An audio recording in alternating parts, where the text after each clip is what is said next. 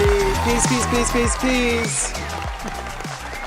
Welcome to the late night special. Hi, James, Gloria, Elijah, Castagna, Star, ASMR, Blonde and Chatty, Teresa McGuire, Chicago, Pete, Lyndon Alasco, Ellie, Gloria Recinos, Winnie, Kelly Carrick, James Stansfield. Who else is there? Deborah C, Naked Eyes, Kari, Corey K, Andrea Myers, Ellie, and then we got Andrea Miles, Allison, Anya, Natalie Gauthier, Grant Ramirez again. Leslie Craven. Hi, how's it going, everybody? Welcome to the show. Angie Unboxing. So here's the thing. Hi, Hannah. Hi, Grace Loves Fashion. How's it going, everybody? So yes, Pete, yes, I have heard about LVMH potentially splitting up.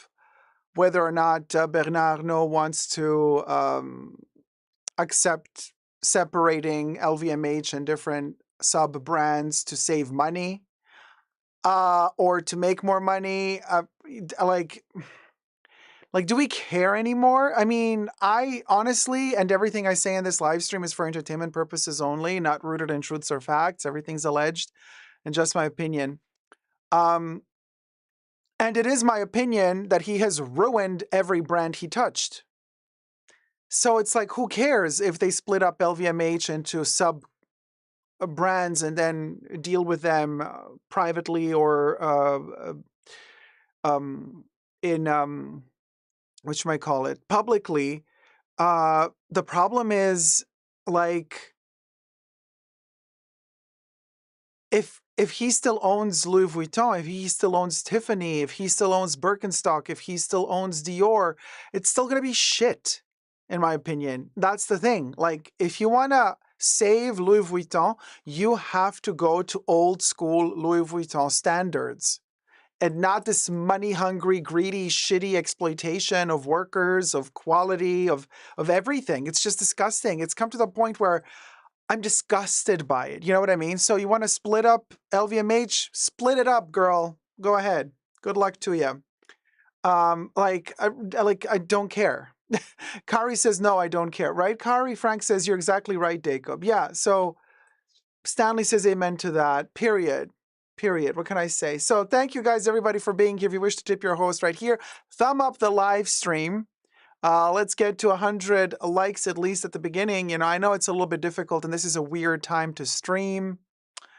I mean, it's like really early in the morning in Europe. It's like really late East Coast, US, and then it's late-ish West Coast. So I don't know. Maybe this is the best time for Australia and Japan, maybe, for the stream. I don't know. But it is what it is, you guys. Deborah says, which means even leaner and a meaner mentality prevails. I don't want some brands to die, but don't care about Dior so much as I once did. Neither do I, Deb.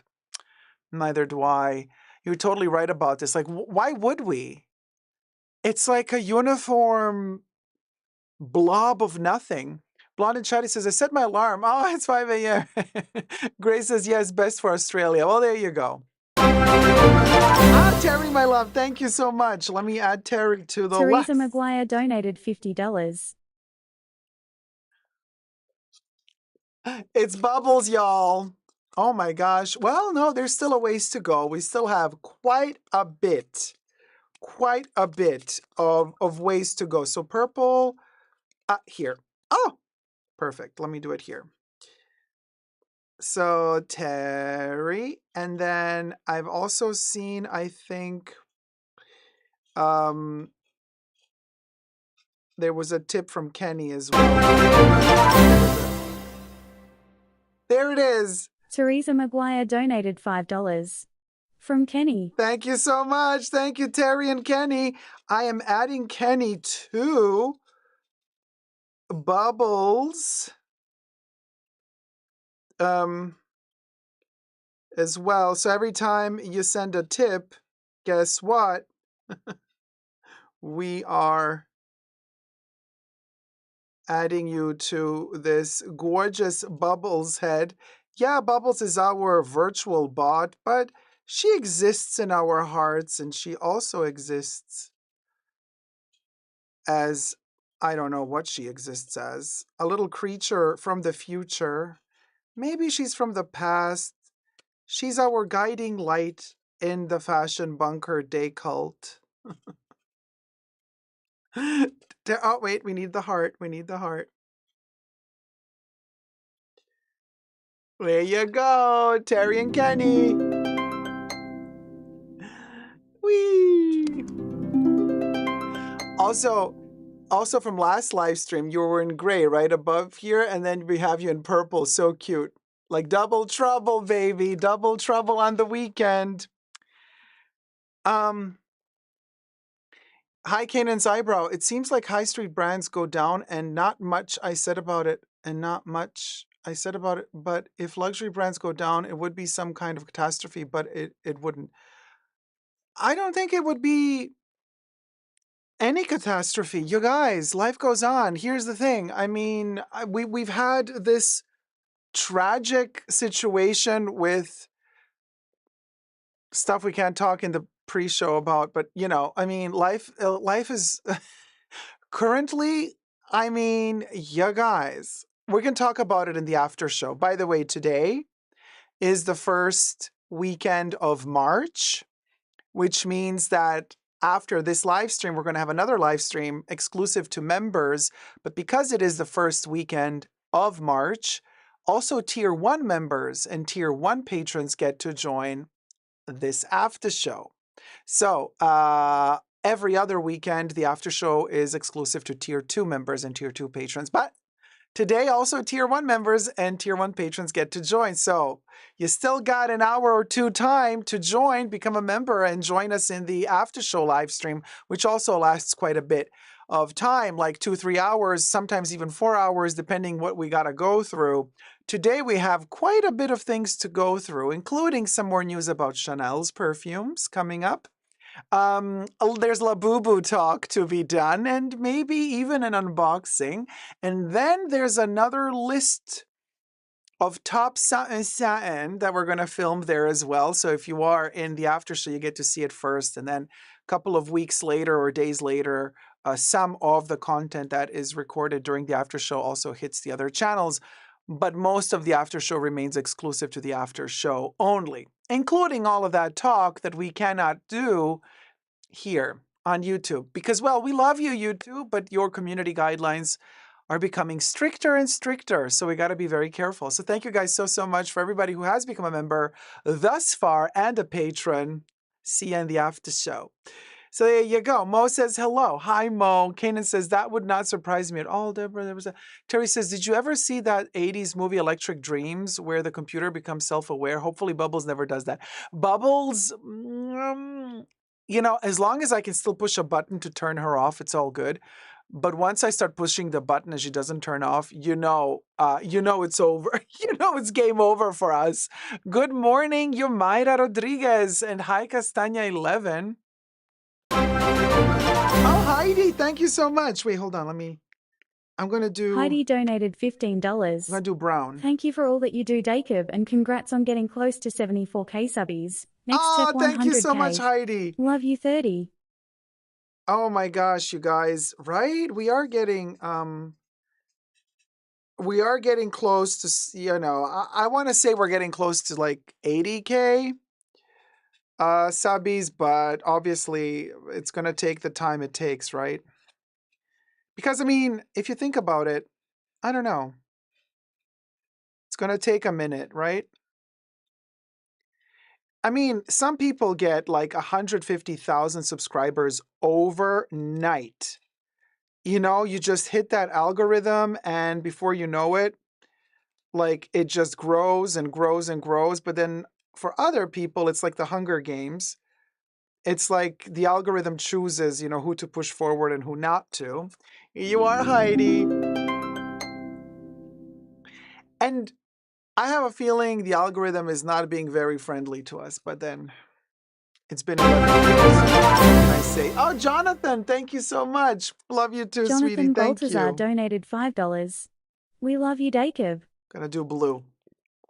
Gonna do blue for Jonathan. And I'm going to add, wait, we got blue here. We got blue here. Oh, here. I'm going to add Jonathan here to the list. To the head. Oh, Jonathan. So how's your head? Ha ha ha. Never had any complaints? I don't know.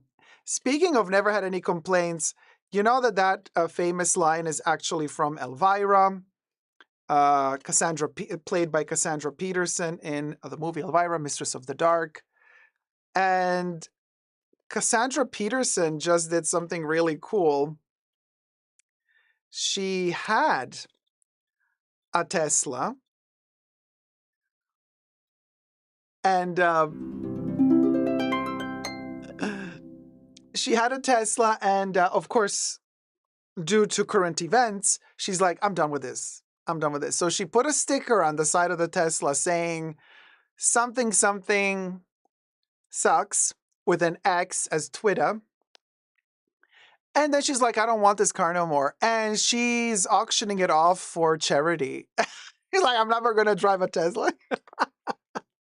You know what? Oh, Carly Horowitz. Carly Horowitz has just become a patron. Thank you so much, Carly Horowitz, for becoming a patron.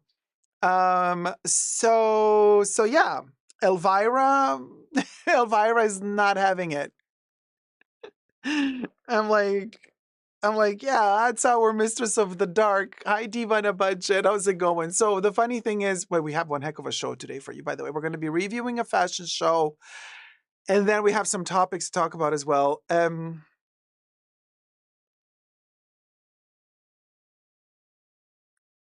Yeah. What a mess. I don't know what to tell you. It's like I wanted to start the live stream with the joke, uh, with the whole like, why don't you, because I know you guys are always super thankful when we live stream and we have the fun moments and you send the tips and we talk about a lot of different things and everybody's really polite and really thankful. And I know everybody says thank you a lot, and I always say thank you a lot, but I wanted to make that joke today, and I wanted to be like, why aren't you thankful? Why don't you say thank you? Why don't you ever say thank you? Leave the bunker now. There's a car waiting for you. Go give an interview somewhere about it, about how I kicked you out, about how I set up this whole, how dare you not say thank you, Mo. Gloria says, Dacob, loving the cherries. Oh, thank you, loving the cherry scarf. Thank you. This is the old 2005 cherry scarf, by the way.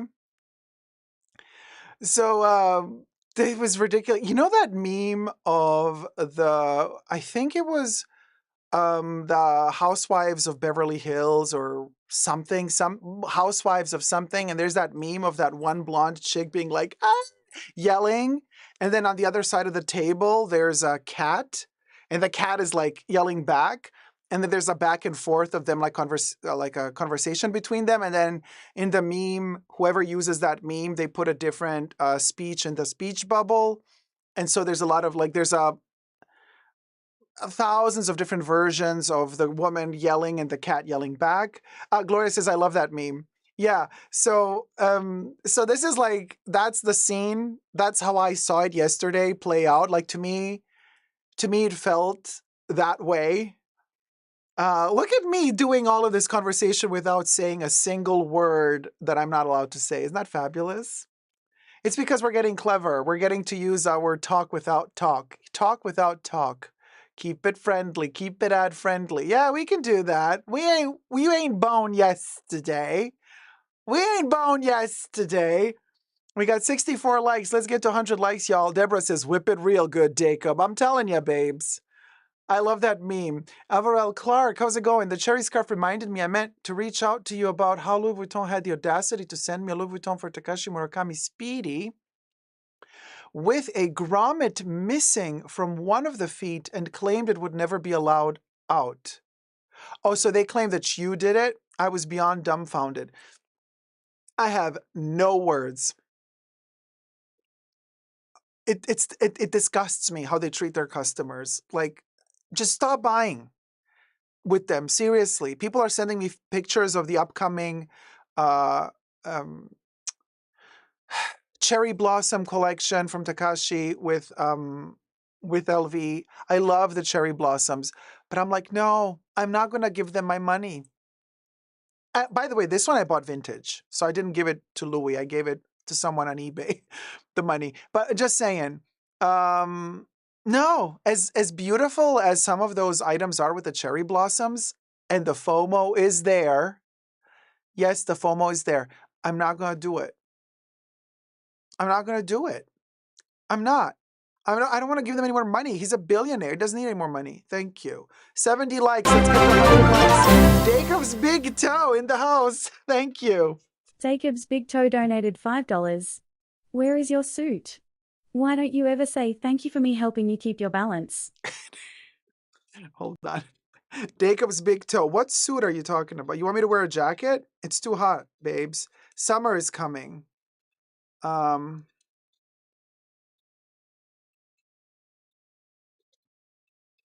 Summer is coming, and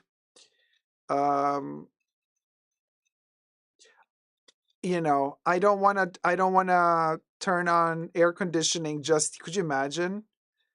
It's like barely March. Are we already going to start with the air conditioning?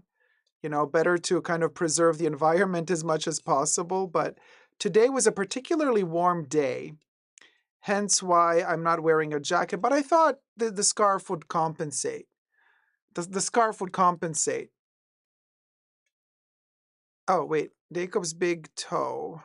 I'm going to draw that toe, baby. Draw that toe.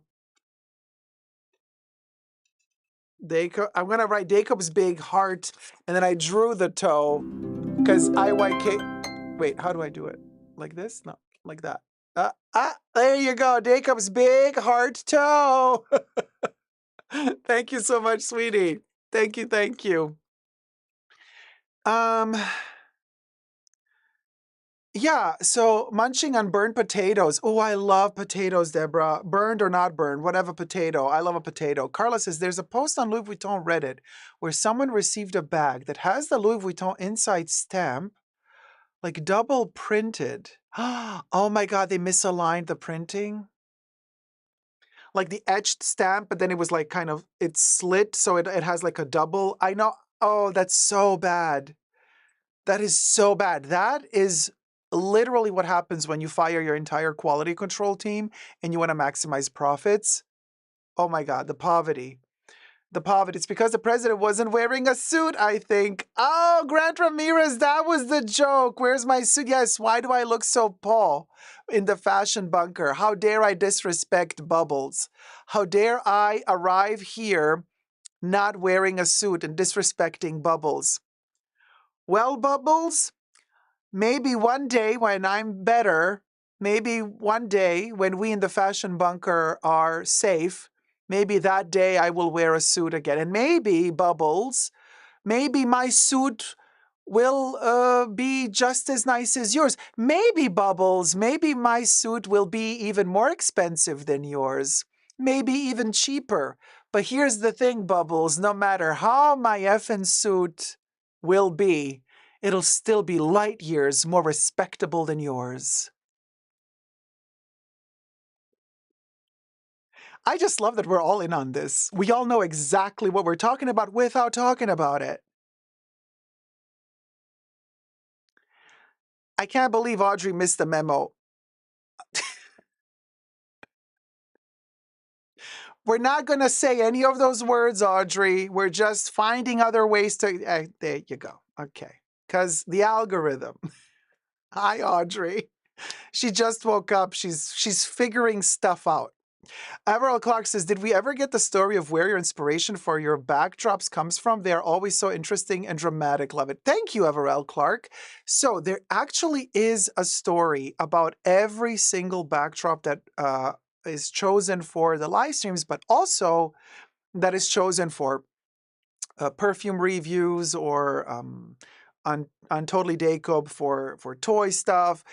So there's always a hidden meaning, and sometimes people like have fun also in the chats kind of trying to figure out which topic is connected to the actual background, but there always is. So the background is always prompted to be generated with keywords and a description that is connected to one of the main topics of the live stream.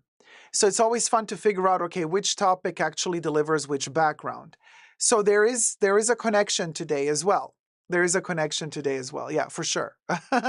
But let's see if we can find it out. Because you have to prompt the AI to generate a background, right? So there you go.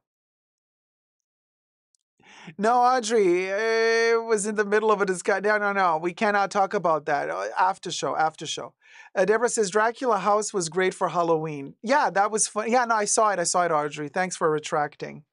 Oh, Mo. Yes, of course. It angered any normal, sane human being would have been angered by that. Um, it was I have no words. I mean, like a bunch of mean girls ganging up on one person, on a person who, first of all, doesn't like really speak your language very well, is not so quick to clap back uh, because they don't speak your language very well, and is not so quick to defend themselves, and also because they're in a position where they know manners. They're just very well educated, and they know that they are a guest in your home, so they're not going to act like crazy people.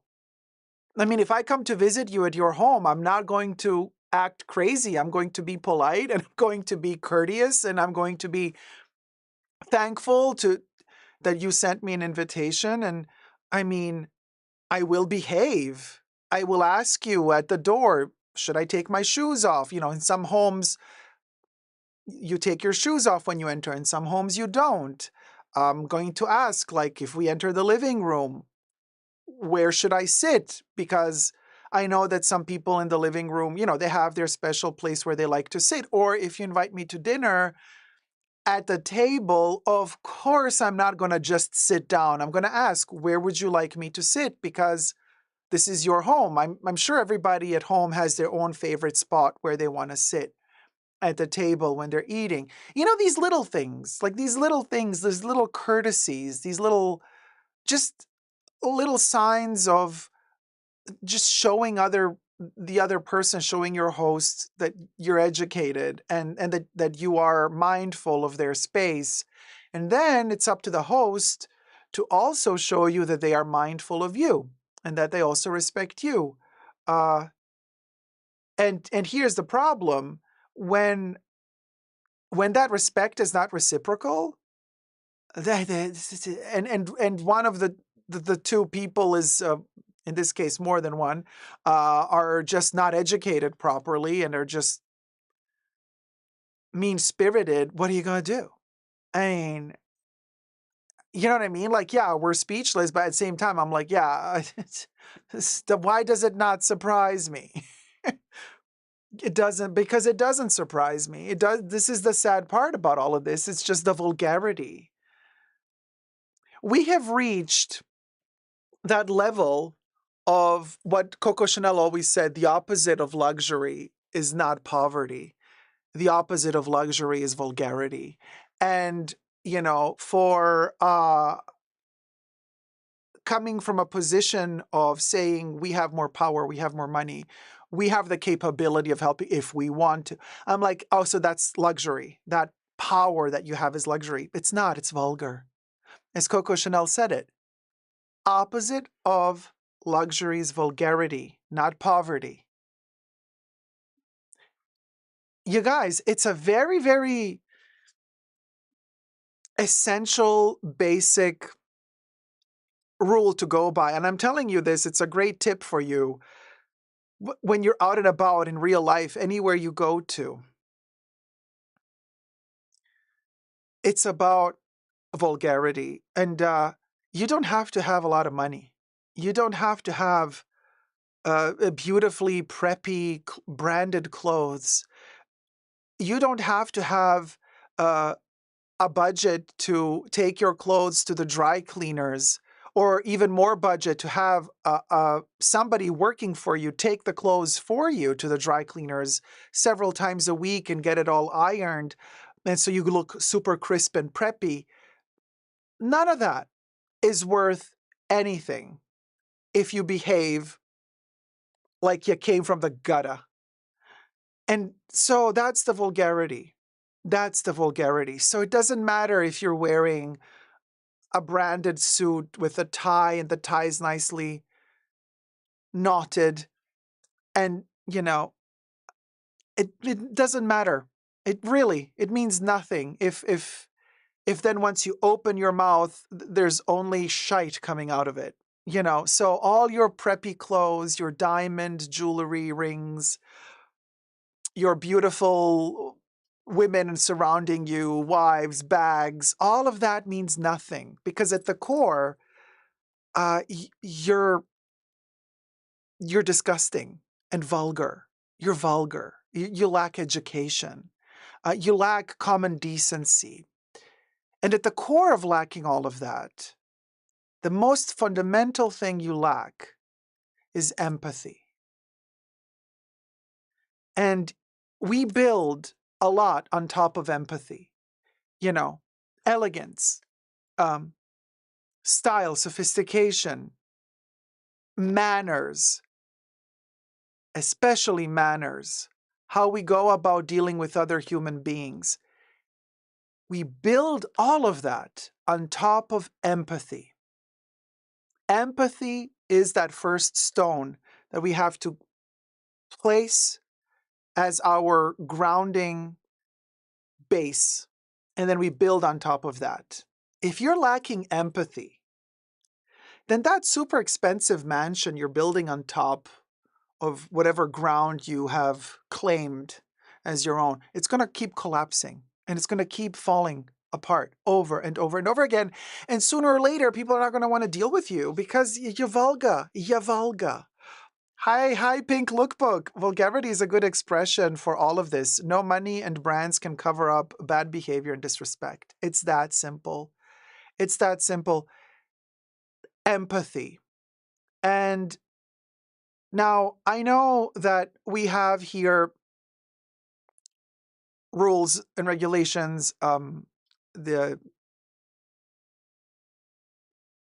comment has to go, Mo, immediately. Because of community guidelines, what can be said and not said on public videos, YouTube community guidelines. This is why we have an after show. In the after show, we can talk about all of this openly. Here, now, we have to use keywords. That's okay. We will, because we're very intelligent people. Hi, Polyhesta. We're all very intelligent people, and we understand what we're talking about without having to say it. Mo, all good. I am not upset at all with you. I know you meant really well. It's just community guidelines. We got to keep it very ad-friendly. Fine. We're intelligent enough to circumvent all of that and still get our message across without having to use certain words. So Mo, I got you. I completely got you. Don't worry. Anyway, that's all. We can talk more openly about it in the after show. But here for now, let's talk about Takashi Murakami while you're thumbing up the live stream. And that's why I'm wearing Takashi Murakami today. And also my dear friend Teruko got me this beautiful present she got me when she was in Japan visiting her family. Teruko got me this gorgeous Takashi flower in pink. I think it's like a peachy cream. I think it's called cream and pink. Wait, let me check. Clear pink and cream. Yeah, that's the color. You can see back here it says. Keyring, clear pink and cream. So it's so beautiful. Also in the package, I don't want to take it out. So obviously the little flower is always with me whenever I am streaming. So it's always next to me. And it's so funny because for Halloween, I got this mug, which I really like. But of course, this is not Takashi Murakami, but I just think it's so funny because these are like little poisonous pumpkin flowers. Super cute. And it's kind of like a lavender color on the inside. And then I always put them together because I think they're super cute together. So I have these little poisonous flowers and Teruko's Murakami flower together. So they're always next to me when I'm streaming, so that you know. And I have my little Barbie brush, hairbrush here in case my big one falls off. Oh no. I'll be right back. Sorry, my Labubu just fell. Oh my God, Labubu. Oh Labubu's my like, I'm God. done. Wait, hold on. Okay. Are you okay? The Labubu is like, goodbye, cruel world, and like took a dive all the way down to the floor. Did you get scratched? Oh, poor baby. No, the Labubu is okay, you guys. Or as somebody would say, Labu Labu. Here you go. Hi, everybody. It's me, Labu Labu. So no, the Labubu is okay. Just took a little dive. All right. So I know the dreaded first drop. No, it's okay, blonde and chatty. No scratches on its face. So that was toffee, by the way, the Labubu toffee. So here's the thing. All right. So let's film this topic. Angie says in Australia, the new spring launch also not in boutiques, just online for some reason. Okay, Angie, I got you covered. Let me just get to the. Okay.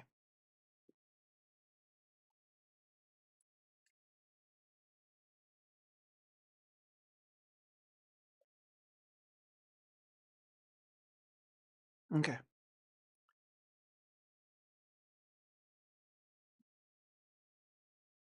Takashi Murakami and Louis Vuitton. We've seen it all. The panda, we've seen the onion head, the cherry blossom, the cherries, which I'm wearing here, a vintage piece from 2005. But there's another Takashi Murakami collection, the collection that nobody is talking about, that is about to launch right now. And I do believe, well, as depending when you're watching this video, but in a couple of days as I'm filming it, and I do believe that the price range is going to be much better than the Louis Vuitton price range. And I also do believe that the availability is going to be much better than the Louis Vuitton availability. And I do believe that the people making it are potentially less greedy than Bernard Arnault in terms of pricing their product, allegedly. And of course, everything I say in this video is for entertainment purposes only, not rooted in truths or facts. Everything's alleged and just my opinion. And you guys, like I said, my dear friend Teruko got me this gorgeous Takashi Murakami keychain when she went to Japan. So it's a little, I love the flower in pink and cream. So I love Takashi Murakami. It doesn't have to be Takashi with Louis, like in the case of this piece. It can be other things. I do love the cherries and the cherry blossom. But here is a collaboration between Takashi Murakami and MLB, presented by Fanatics Plus Complex, Tokyo Series 2025, Dodgers, and Chicago. I mean, we're talking baseball, okay? So y'all, me and sports. Bye. Thumb up the video, subscribe to my channel, and let's get to the pictures. Here's picture number 1. Are you ready for this collaboration that nobody's talking about? First, we have tops. They also do Garbage Pail Kids from the 80s. My favorite Garbage Pail Kids are like the Cabbage Patch Kids, but ugly stickers. Well, they're going to do a Takashi Murakami. Look at that. Tokyo Series tops baseball cards. This is a set of, I do believe, I don't know, 34, 35 cards for $100. And yes, every one of the basketball players is surrounded by little flowers, either cherry blossoms or the Takashi Murakami flowers. Now, if you are more into fashion than cards, I got you covered. Don't worry. Let's go to the next picture. There's a lot of pictures to go through. New Era is also collaborating with Takashi Murakami for the Complex collaboration. Check this out. You have a snapback cap, baseball cap. This C, like I said, I'm not into sports, but this is the same font Chanel uses. So I'm like, you know what? I can get this. the the little C, even though it's for Chicago or whatever it is. I'm like, and plus I love the stitched flowers all around the cap. This one is going to cut you back, set you back $60. The collection is coming out on the 7th of March of 2025.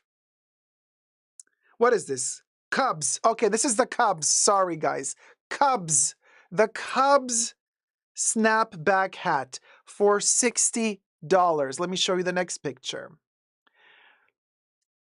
First of all, I'm not good with the snapbacks caps, the snapback caps that are kind of curved, that have the curved visor, because my head is too big for that. But I'm good. I can wear the ones with the flat visor snapback. Sized, not so good, because sometimes if I wear my hair loose or in a ponytail, the head is bigger or smaller depending on how thick the hair is. So, but anyway, these don't work on me, but they work on slimmer, longer faces. The curved visor version, isn't this adorable? The flowers are not printed. The cherry blossoms are actually stitched on. Also from New Era, the Dodgers snapback is $60 as well.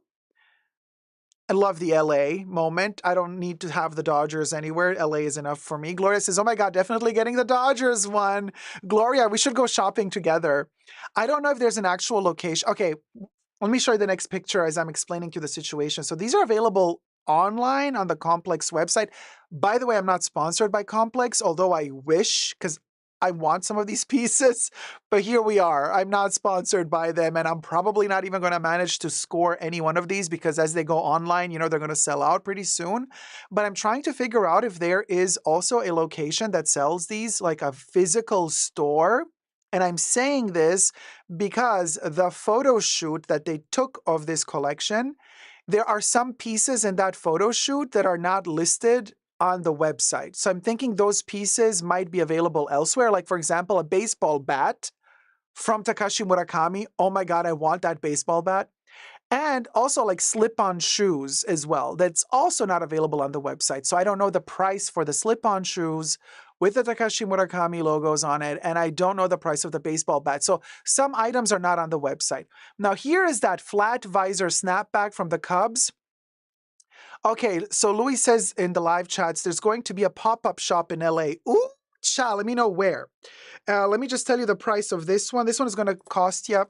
So there's two different versions of this one. There is a fitted hat, and then there's a snapback hat, right? The fitted one is completely, full around the hat. There's no snapback in the back, and you have to buy the right size to fit you. They cost more because they have to make them in different sizes.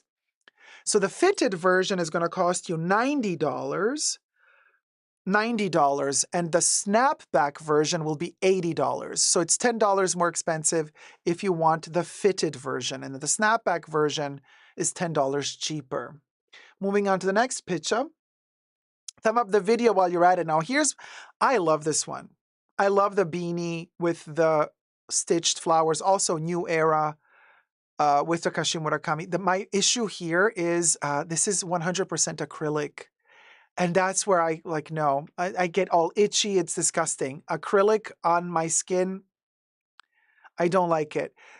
I love this beanie. I really want the beanie, but I wanted it to be 100% wool.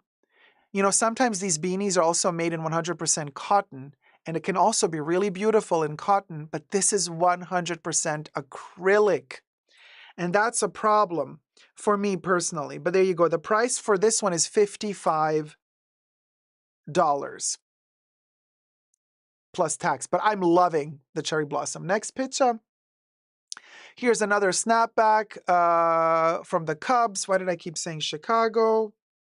It is what it is. So this one, again, we've seen already, $60. Moving on.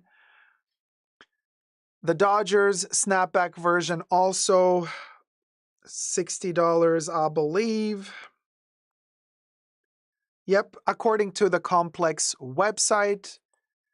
If I remember, I'll post a link down below to the website. Again, I repeat, not sponsored, so I'm not going to get any commission from this. Next.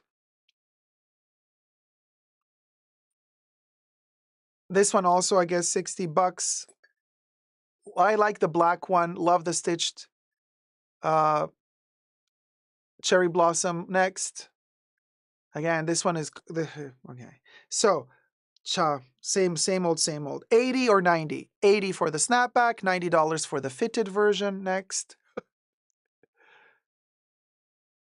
Okay, next. Okay, so here's one of the bags. So this is transparent acrylic plastic. I guess because if you're going to the stadium to watch any of these, whether they be football, baseball games, there's probably really strict security measures. So they only let you take transparent, bags to the stadium. So hence why I think that's why they made these transparent plastic. I love the print of the cherry blossom, but I like it. I really like it. I'm getting FOMO, but at the same time, if I'm going to a stadium, okay. But if I'm just gonna like wear this out and about in town, I don't want people seeing what's inside my bag, not necessarily. So maybe I would, if I buy this, I would need to buy also like a black, just a logo-less black cotton tote bag to put inside of this and use that as lining for the bag so that you don't see inside of it. I don't know, but I love the huge print. Audrey says, not a big fan of plastic. It may turn yellow over time. I've had experience with plastic stuff like this. It doesn't turn yellow that easy. It will turn yellow in like 30 years, but like, c'est la vie. You know what I mean? Who's there in 30 years from now? Price is $45. $45 for the LA Dodgers with Takashi Murakami. Actually really cute. Love the big print. Much better than Louis Vuitton, if you ask me. Prices are better too. So there you go. Yeah, it's designed for people taking them to the game. Yeah, Kanan, exactly. But she cute. $45. Okay, next picture. Here is, this is why I keep saying Chicago, right? But I guess this is the Cubs. Chicago Cubs. So the Chicago Cubs come with the flower. Not a big, I know. It's the colors of the team. It's red and blue. But the red and blue flower, these are not colors that I like together, really. It's a very aggressive blue and red. I would wish some yellow, and I get it. These are the colors of the team. I get it. But I love the flower, obviously. But I would like it pink, right? So there you go. So this is also $45 for the tote. And then next, there's a keychain. Now this one is a little bit delicate. This is a classic Takashi Murakami, by the way, keychain that you can get in a plethora of colors. Every time, like if you go to a museum that has a museum shop that sells some Takashi Murakami stuff, usually you find these keychains. The flower keychain, you just don't find them always in this colorway. These are $45. It's a bit much for a plushy keychain. Now, my issue with these, are they cute? Yes, no doubt about it. Super cute, love it. What I don't like is that the mouth and the eyes, as you can see, I don't know if you can see, they're printed. It's like a hot stamped color, right? These can peel or crack with time. I wish that they were actually stitched on. But this is not the case it's not that they're doing this printed version just for this release. Like I said, I've seen these in a plethora of colorways in museums and stuff, and they're always printed. You know what I mean? So the quality is always a little bit iffy. Like this is a $10, $7 to $10 piece of merch, in my opinion, not $45 worth, okay? But it's a cute gift item, says Gloria. This could be a cute gift item. Robbie says bag charm. Yeah, no, definitely cute bag charm for sure. But just be wary, guys, because if this thing gets too wet or too much sun or heat, this little plastic foil that's kind of hot stamped on it, it might peel off. I'm just a little bit worried. Just be careful of that. $45. Next picture. Here is the Chicago Bulls version. So we had the Dodgers. Now we have the Bulls. Now we have that blue and red. The Chicago Bulls. Cubs. The Chicago Cubs. Sorry, I'm me in sports. I don't care about the sports. I just care. Okay, so my apologies to the Cubs fans. Here you can see even more that red kind of hot stamped thing on it. And also, I don't like that they mismatched the two reds. You know, because it's a different fabric, it's a different material. So obviously you can match the reds. It's more work. It takes more time to find the right color to match the same intensity of reds. So there's that. Kato says, I have the flower as a pin, and yeah, the face looks like a sticker. Yeah, Kato, I know what you're talking about. There is a pin version of this as well. Not a pin version, it's a brooch version. And the brooch is kind of stitched on the back of the flower. Also available usually in museum shops. So $45 for the Cubs version.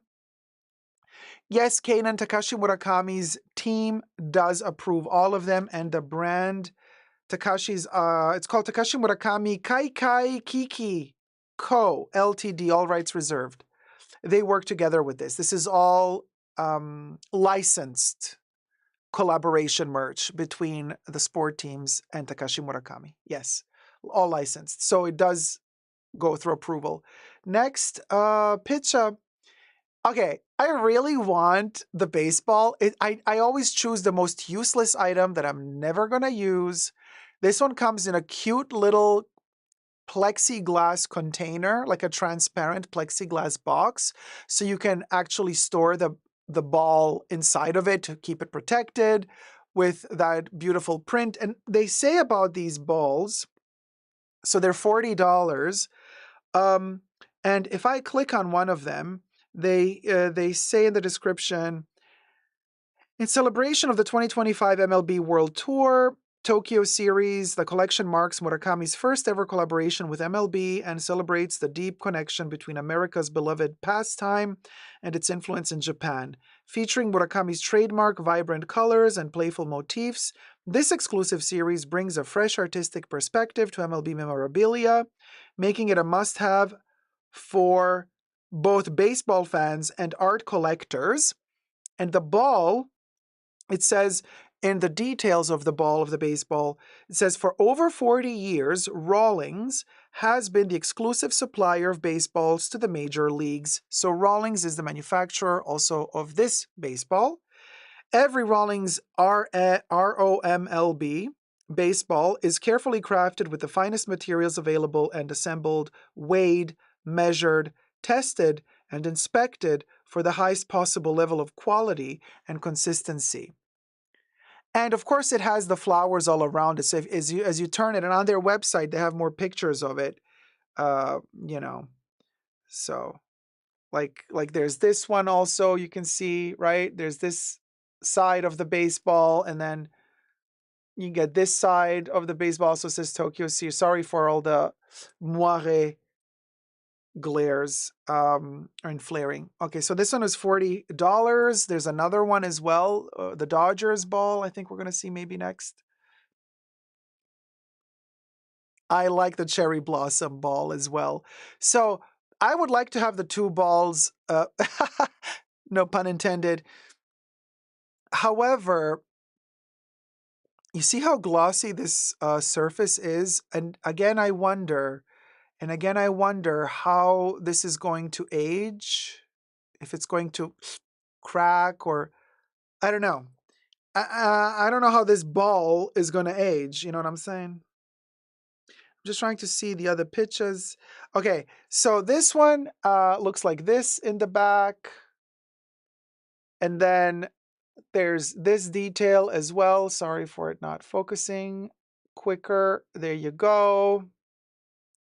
Not so sure if I like the stitch cutting through the cherry blossom flower, but then you also have Daube, which is character, a consumer critique character. DOB is kind of Takashi Murakami's version of Mickey Mouse, where he criticizes consumerism. And this is a little monster that eats everything up, just like consumerism eats everything up. So all of these, what we deem to be cutesy little design prints of cherry blossoms, the cherries, or these little weird characters, there's a reason why Takashi Murakami is not a designer. He's an artist. And the art being, there's always a second layer to understanding the true meaning of his art. In surface and superficially, these items look inoffensive and innocent, but there's a deeper, more menacing, foreboding, and dark level to them if we get to the more analytical aspect of what his art truly represents. And if you go and read up on a little bit on Takashi Murakami and his monsters, you will realize that it's an illusion of innocence in reality. So just to be very clear, and it's an interesting combination to add yet another layer to all of that by adding sports to his artwork, design facet of the artwork, and then a sportive aspect to it as well. Very interesting. $40 for the baseball. Then next picture, here we get to the apparel. So the t-shirt is $60, and yeah, I think the t-shirt, I'm checking if it's cotton. Okay, so this is the only item that is 100% cotton. That would be the t-shirt. But again, I would have preferred the flowers to be stitched, not just printed. The flowers here are printed. Am I a fan of Nike and those? I don't know. But the back of the t-shirt, I was hoping for a huge cherry blossom, but nothing. Nothing. The back of the t-shirt is plain. We only have the print in the front. Cute. I'm not a big fan of this colorway, but cute.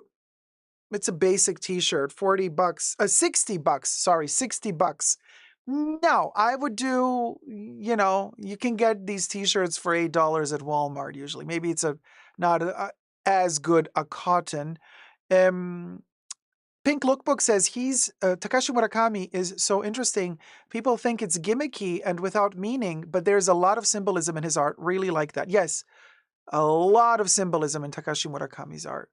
And this is also why I always like the duality of him making this collection for Louis Vuitton back in the 2000s when Marc Jacobs was artistic director at Louis Vuitton, because Marc Jacobs knew what he was doing. He knew the criticism to consumerism that he was calling upon when he invited Takashi to collaborate. And this is also why I feel it's so obsolete to do it today. I feel like there's no true deeper thought that went into it as they were doing the 20 years anniversary of the Takashi Murakami for Louis Vuitton collaboration, because I thought to myself, this is just a money grab. They're not adding anything new to the conversation. They're not analyzing society in any other special way. They're not adding new art levels to this collaboration. It was groundbreaking 20 years ago, not anymore. The way they did it, at least, is not groundbreaking. They have reduced his art to mere money-grabbing design, in my opinion. And this is why I feel the collection doesn't work 20 years later. If you buy it vintage, it works. But remaking the items and reselling them to you without any in-depth research or thought, it's like killing the artist, really. Pink Lookbook says 100% feels they are just doing a reboot to capitalize on it. Ironic, exactly what Takashi Murakami criticizes. Exactly. Maybe this is one of the reasons why he just said, he was there. He signed some of the bags. I saw it on Instagram. But he was like, they paid him. He needed the money. Also, apparently, because his cartoon division, comic division is like not doing very well money-wise, so he probably also needed the money, allegedly. Everything I say in this video is for entertainment purposes only, not rooted in truths or facts. Everything's alleged and just my opinion, so I'm just speculating here. So it's also for him and his company, quick little money moment, He's like, yeah, I don't have to design anything new. Okay, I need the money. You want to redo some of the pieces from 20 years ago. It is what it is. Next picture. Here is the black t-shirt, $75 for this one instead of $60.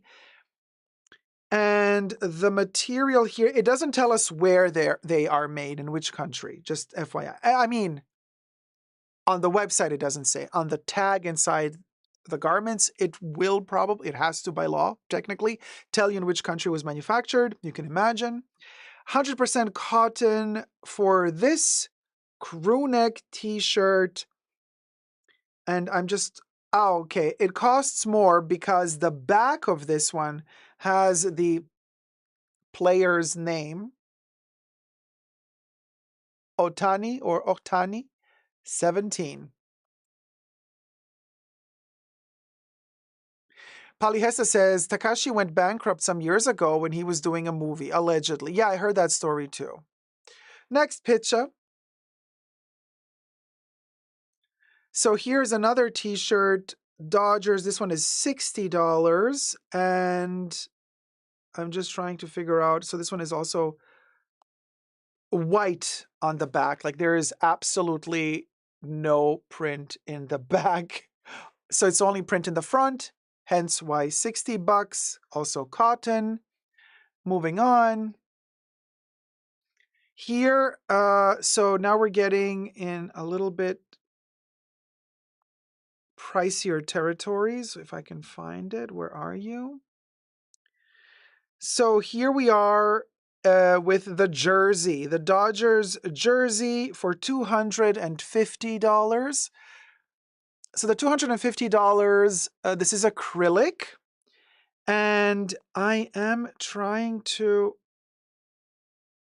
yeah. So the Dodgers logo is stitched on, but the flowers are printed, okay?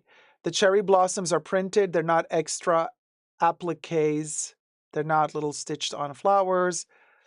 So there's that. However, the back of the t-shirt, of the jersey, again, we got Otani and a lot of flowers printed on the back. $250. Kanan says, yes, that one is called a jersey because it has the player's name and number. Thank you, Kanan, for letting us know. I did not know. Next picture is, oh, okay, just a different number. There was a 17 added to it, whatever. Okay, so here we have a hoodie. I was hoping that the hoodie would be 100% cotton. I was wrong. The hoodie is 82% cotton and the rest is acrylic. I'm like, why? Why do they do that? But anyway, better than having it fully acrylic, I suppose. Although, no, I want this to be 100% cotton and I want the flowers to be stitched on. Instead, they're printed. $135 for this hoodie. And it's your basic hoodie. Like the cut of this thing is so basic. Like it's not a nice cut. Like you have to be skinny or whatever. This doesn't, it would be nice if it had a raglan sleeve, if it had a little bit of tailoring going for it, but this is like your basic hoodie, the cheapest cut, the cheapest hoodie design possible. Put a print on it and charge $135. I'm like, this is a $40 hoodie, okay? Tops. But anyway, they want $135 for it. So this is Nike. And the details are, as I said, 82% cotton, 16% polyester, long sleeve, front pouch, pocket, and the back, nothing. The back is giving us nothing, okay? We'll go. So $135 for this. Like, do I want to spend $135 just to get a cherry blossom? Like, yeah, I love that Takashi Murakami did something with them. But then I'm like, FOMO, I really want it. But then I look at it, I'm like, am I going to wear this? No, because it's not going to make me feel comfortable. The cut of this, the shape of it is not going to make me feel comfortable. The really harsh black contrasting with the pink, not my color combo. If the hoodie were like a white hoodie or a pale pink rosy hoodie, and then you got the flowers on top, delicately visible, invisible. Okay, now we're talking. But black, no. Meh. Anyway, moving on. Next picture.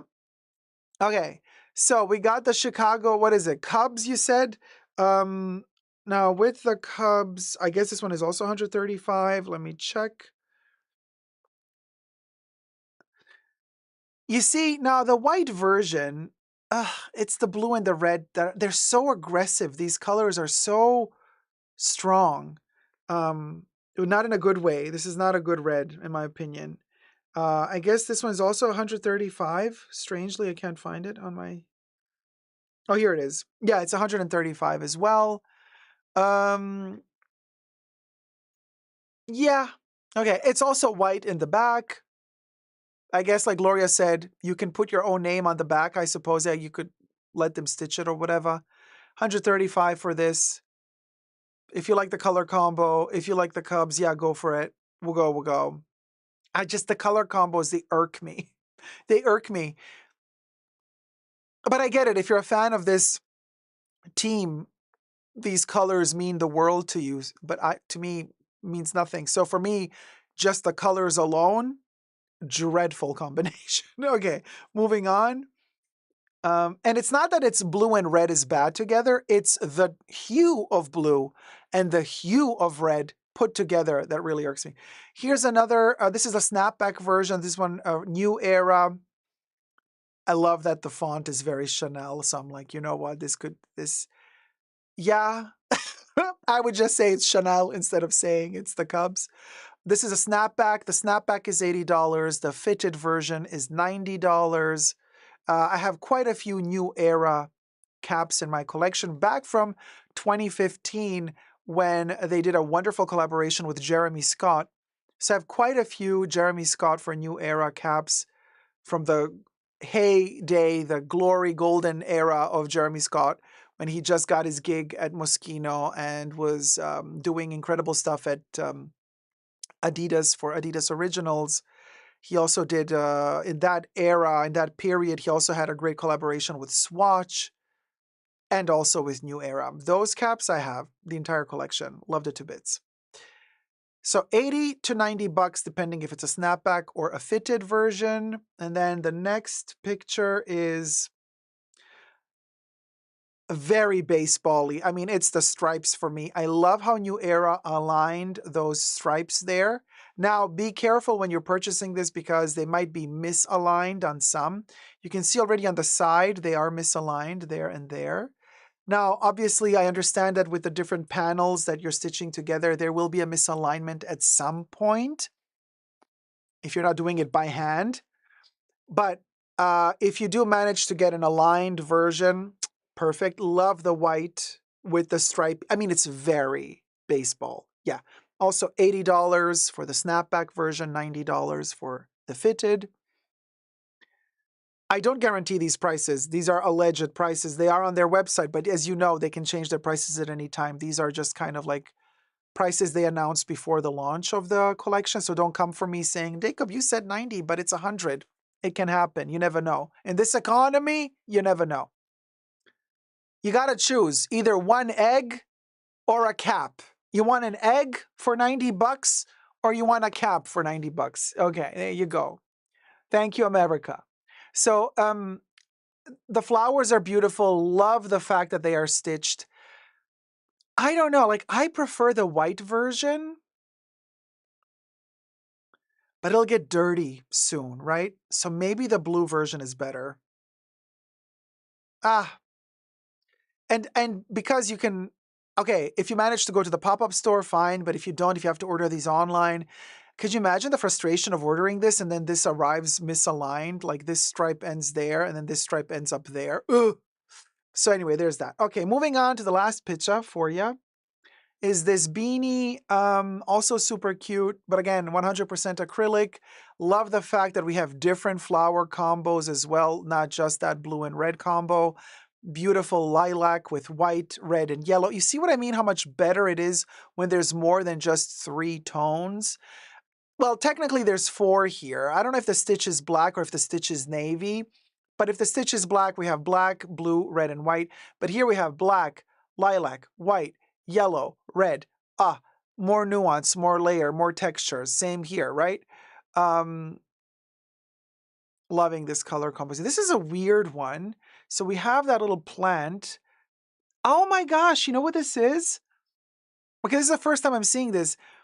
This is a Takashi Murakami flower from the back.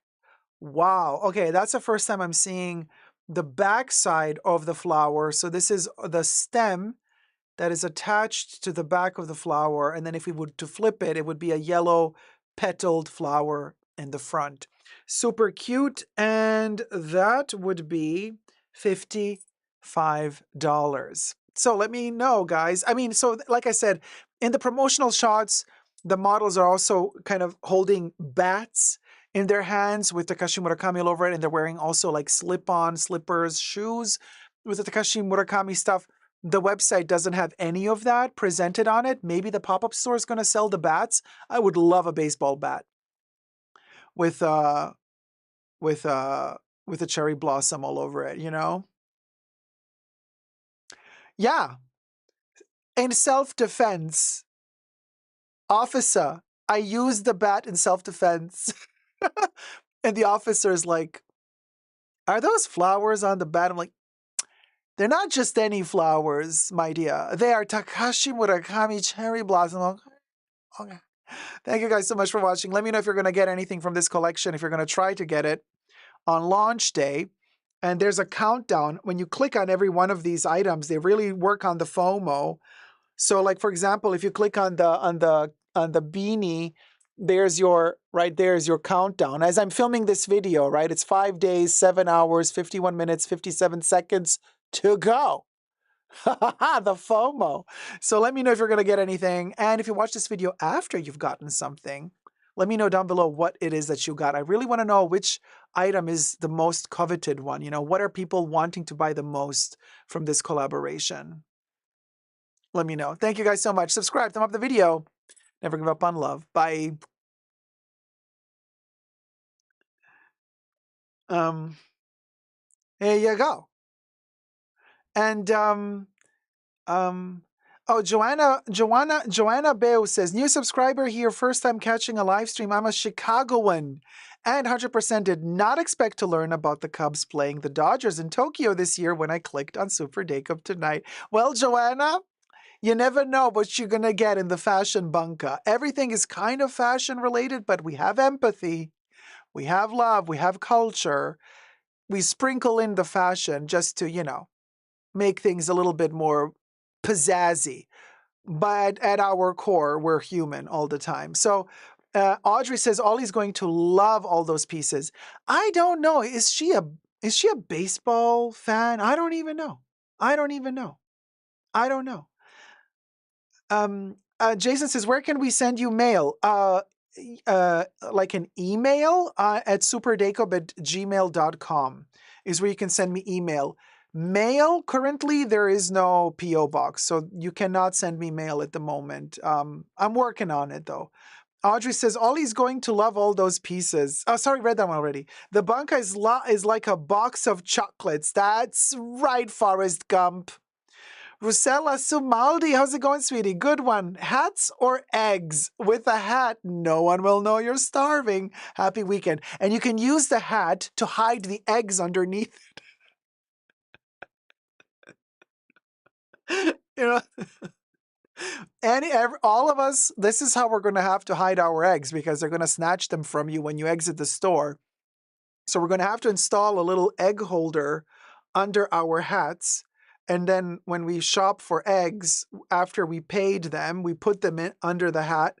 And then we go to the car or we go back home if you're in walking distance from home, or if you're very healthy, you want to bicycle back home, you got your eggs under your hat. There you go. There you go. Natalie Gauthier. How's it going? The tube came off as it was rechargeable. Okay, you're talking about parallel convos going on. So this was an interesting one, wasn't it? Anywho, now, yeah. So, okay. What do I post when I'm actually, sorry guys, let me just, oh, the fairy. Okay. Thumb up the live stream. Oh, Louis says they steal eggs at work. They put them in their coats. Don't they break though in the coat? Oh, Mary, have I seen the $19 Japanese strawberry? Okay, so I have seen strawberries just like watermelons, like strawberries that are square shaped. And I have also seen pineapple strawberries, which is like a mutated version of a pineapple mixed with a strawberry. And that strawberry is yellow and it tastes a little bit more pineapple-y. And I've tasted those strawberries and they say that those were also Japanese. So I'm not so sure if that's what you mean by Japanese strawberries. And then I've also seen Japanese strawberries where a person takes every seed off of every strawberry with a little needle, and then they sell you the strawberry cleaned of all the little seeds. Those cost a ton of money. I've never tried those, but I've seen those as well. Hi, Cecilia Brown. How's it going, sweetie? I saw you earlier, but I couldn't react because I was filming a segment. But hi, how's it going? Oh, hi, Mary. Yeah, sorry, Mary. Yeah, read you already. Right. Interesting. They are special shapes or flavors. Okay. Yeah. I've seen the yellow ones and I've seen the square ones and I've seen the ones without the seeds. The ones without the seeds go for hundreds of dollars because obviously a person is taking every seed off. It's a little bit gross if you think about it because I don't know how hygienic it is. Yeah, technically it is because you could wear gloves and you just have a little tool to take every little seed off. Crazy. Anyway, let's film this other topic now. Well,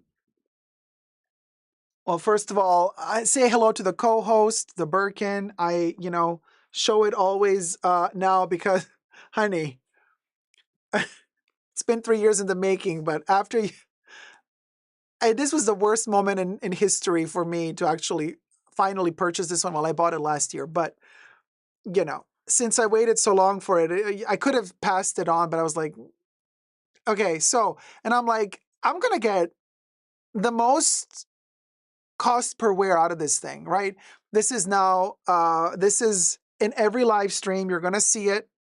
This is my co-host, okay?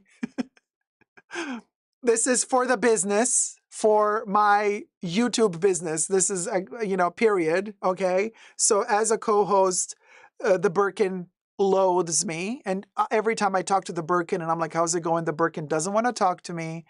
It treats me like I'm a peasant, okay? It tells me, you're Paul. You look Paul every single time.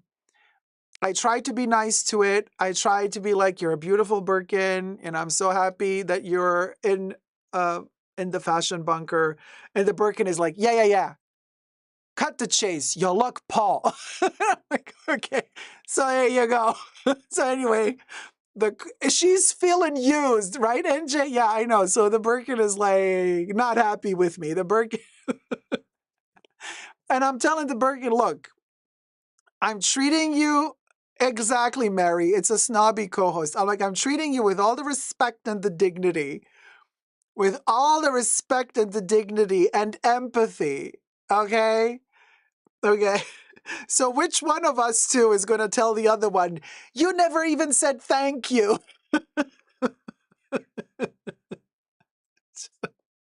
Anyway, love you, Birkin.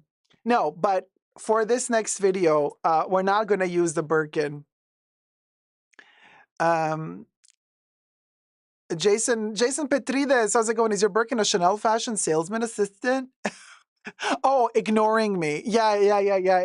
She's ignoring me, or it's ignoring me, and then like when it needs something, then it writes me like, "Hey, miss you. Hi, Cass. How's it going? Hi, Shani D. Oh, you're too kind. Just in time to see the beautiful Birkin. Um, yeah, I'm still in the shock phase, to be honest with you guys. I know it's always an iffy topic whenever we talk about Birkins because the price is just ridiculous. And yeah, but like I said, I had 3 years time to budget this and it's fine. But the thing is, I'm still having a hard time. Oh, Mr. POTUS, yes, I am well. Thank you so much. A little bit tired, but I'm well. Thank you. I hope you're well too. I'm having a hard time seeing stuff on social media, like which is also why I don't post it on my social media, like on Instagram. I don't know. I go to Instagram and then I see the reels and people are like, and oh God, I don't know how to explain this, you guys, because this sounds like really fake double standards if I talk about it, because like I'm talking about it, but then like I have a Birkin, so I'm like, I should just shut up. But I'm honest, I feel uncomfortable seeing it on social media. I don't know what it is. It's maybe it's the way people use it. I feel like people use the Birkin to show off the Birkin and not really it it doesn't feel natural. Most, not every, but most of the posts I see online, it feels cramped, it feels forced, it feels synthetic, artificial. Uh, it doesn't feel natural to me.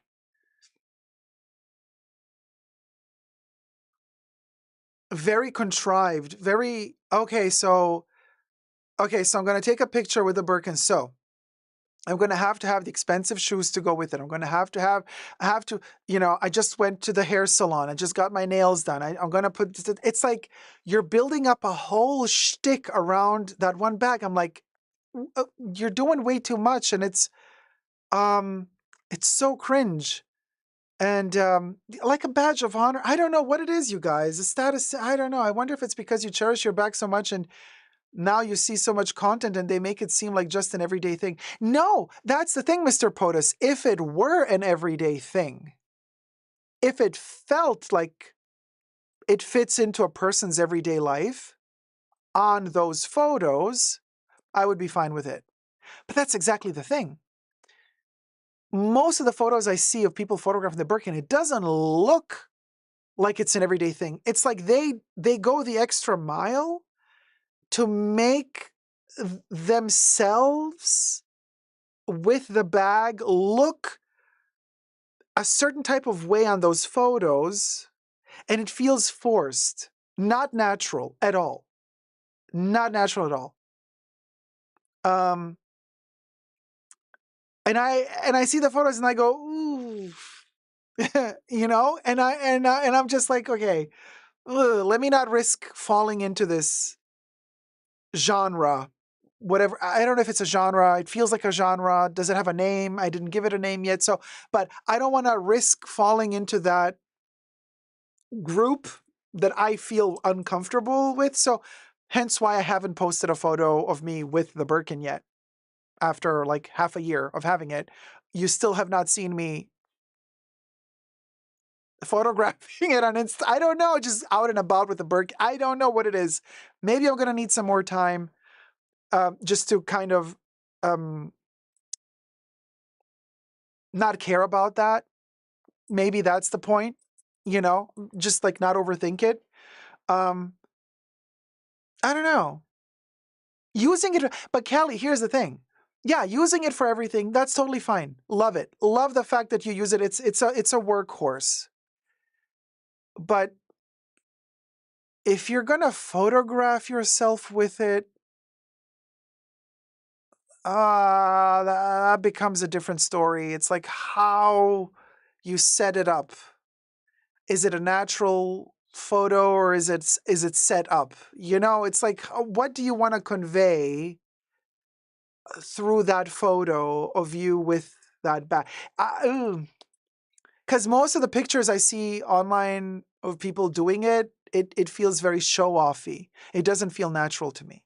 Shani D says, I'd be wearing sweatpants, a ponytail, and a t-shirt with mine. If I bought one, it may be full of charms like Jane did. And hi, Rolongcha. Hi, Dacob and Bunker. How's it going, sweetie? Mr. Potter says, that's very annoying. I think I feel that same way you are describing. I get those feelings about guitars as I'm also a musician. Very interesting point about the guitars. And I know the second I read your comment, I knew exactly what you mean because there's a lot of people that use a guitar in their photos to like try to convey a certain type of lifestyle that they're not living, but they just want to act it out on camera. It's so annoying to me. Some don't even use the bags outside. They just buy and keep it in the wardrobe and post pictures only, says Cecilia. Mr. Potter says, I wonder if there is a way to get rid of that specific style of content that is annoying to see. So I try to block those content creators. Same way I do on Twitter. Oh my God, I have been going on a Twitter massacre, okay, lately. Basically, I read something and I'm like, okay, this person's crazy. Block, done. I don't engage. And you know what? The power, the high, the happiness, the endorphin kick I feel when I eliminate some empty-minded Oompa Loompa from my feed, and they're never to be seen again. Oh, the liberty. It feels so good, you guys. I highly recommend. I highly recommend. If there's something you don't like, don't engage. Just block, move on. Don't give them the minute of the day. Free yourself of the trash. Free yourself of the garbage. We block and we move on. You're breaking the third wall, so to speak, says Caro. I don't know. I would need a deeper explanation for that. Shani says, most of these folks are doing it for looks, with the pics at a fancy restaurant and out traveling all the time with it, when the truth is, it is on the shelf 95% of the time. It's only for photo shoots. I mean, it depends what you really use it for. It is what it is. Emotion Engine says, yes, they always look staged. Nat says, if you don't want to take photo with it, you don't have to. I feel it's better not to. Thanks, Nat. Yeah. I mean, if I ever feel comfortable, I'll do it. But for now, I don't feel comfortable. Rolangsha says, it sounds like people are experiencing imposter syndrome with their bags. I'm not feeling imposter syndrome with my bag. It's not like I feel, I'm making jokes during the live streams where the bag is telling me I look Paul. Why am I saying this? Because I'm reflecting. If you guys analyze the meaning of why I do the joke, why do I lift the Birkin and the Birkin tells me you look Paul? It's because I'm commenting. This is an indirect commentary. Hi, Nata Dida, how's it going, my love? It's an indirect commentary on how most of these people on social media represent themselves. They're showing you a way that they look to make you feel lesser than. And I find that gross. That grosses me out. So I'm reflecting that social media criticism that I have towards social media through my Birkin when I tell you that my Birkin is telling me, like, you look Paul. It's as if my Birkin was one of those Birkins from those photos, and I'm trying to negate those photos. So this is why, okay, but I don't have imposter syndrome. Personally, I don't, but some people probably do. Kelly says, watch Milan threads. The ladies carry theirs open and like there's nothing. They're very wealthy. Yes. I've been to Milan many a times, and also to Paris. And I've been telling you this a couple of months ago when we were reviewing Paris Fashion Week. And I said when I was working in the showrooms during Paris Fashion Week years ago, Birkins are like regular tote bags there. I mean, everybody has one. It's not special. And they put them on the floor. Like we're sitting at the bar after work, and they have their order sheets. This was back in the day when you would still print out all your orders and it wouldn't be all digital. Some people still print out the orders, but nowadays most people do it digitally. All the papers and the folders jammed into the bag. The bag is on the floor, on the street floor, mind you, while they're drinking champagne, smoking a cigarette, just like, yeah. True Parisian Birkin, that's a true Parisian Birkin. That's a true Parisian Birkin. The Birkin is,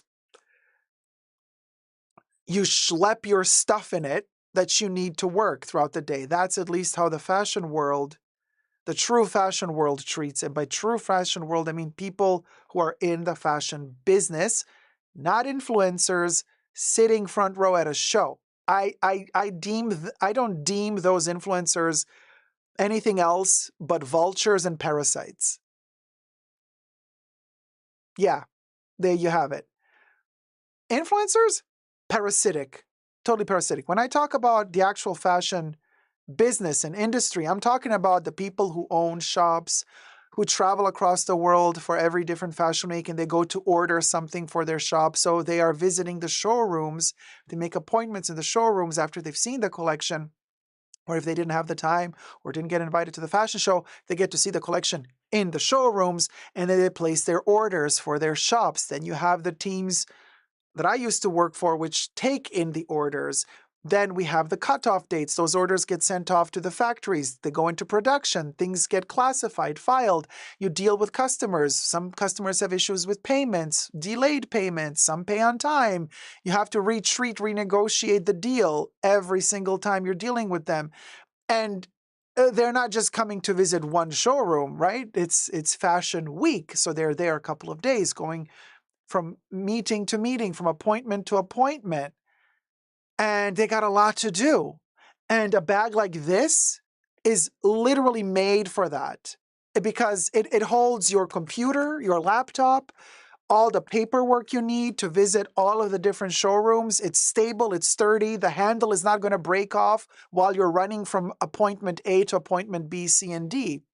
There's a reason why the Birkin is also so popular in the fashion world, beyond the mere notion of, look at me, I have a Twilly on mine, and I got a Louboutin high heel, and I'm being driven from A to B in a Rolls Royce.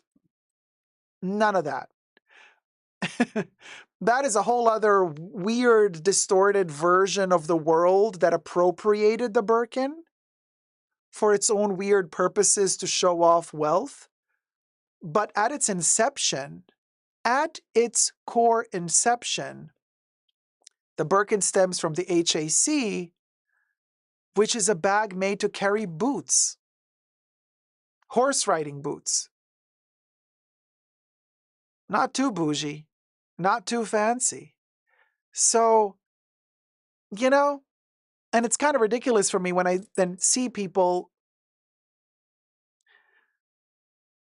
taking it out of the context and placing it within a new context. And that new context has taken over. And this is something that I feel a little bit sad about, because I feel like, hi, Sandra W., just woke up. Good morning, sweetie. I feel a little bit sad that most of the world today, when you mention a Birkin, they think about, I don't know what they think about. Kardashians wearing a Birkin, Lisa Rinna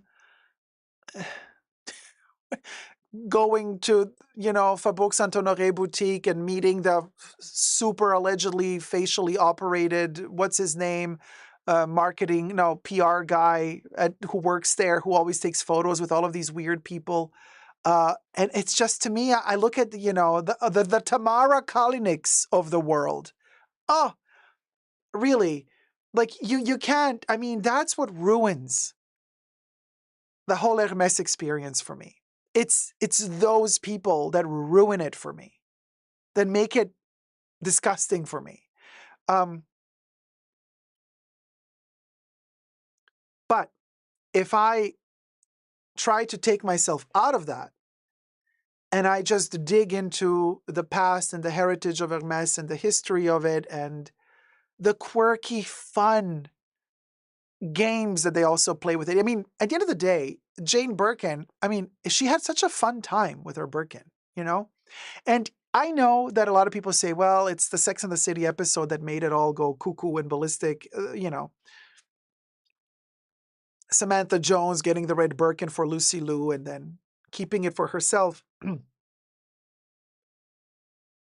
But there's a reason why Hermès said yes to that. They didn't say yes to that just because Sex and the City was so famous back then. They also said yes to that because it was fun. It was such a funny moment. Like, she tried to snatch a Birkin away from Lucy Liu. It's hilarious. The desperation, the FOMO, how Samantha Jones goes about it. Super funny.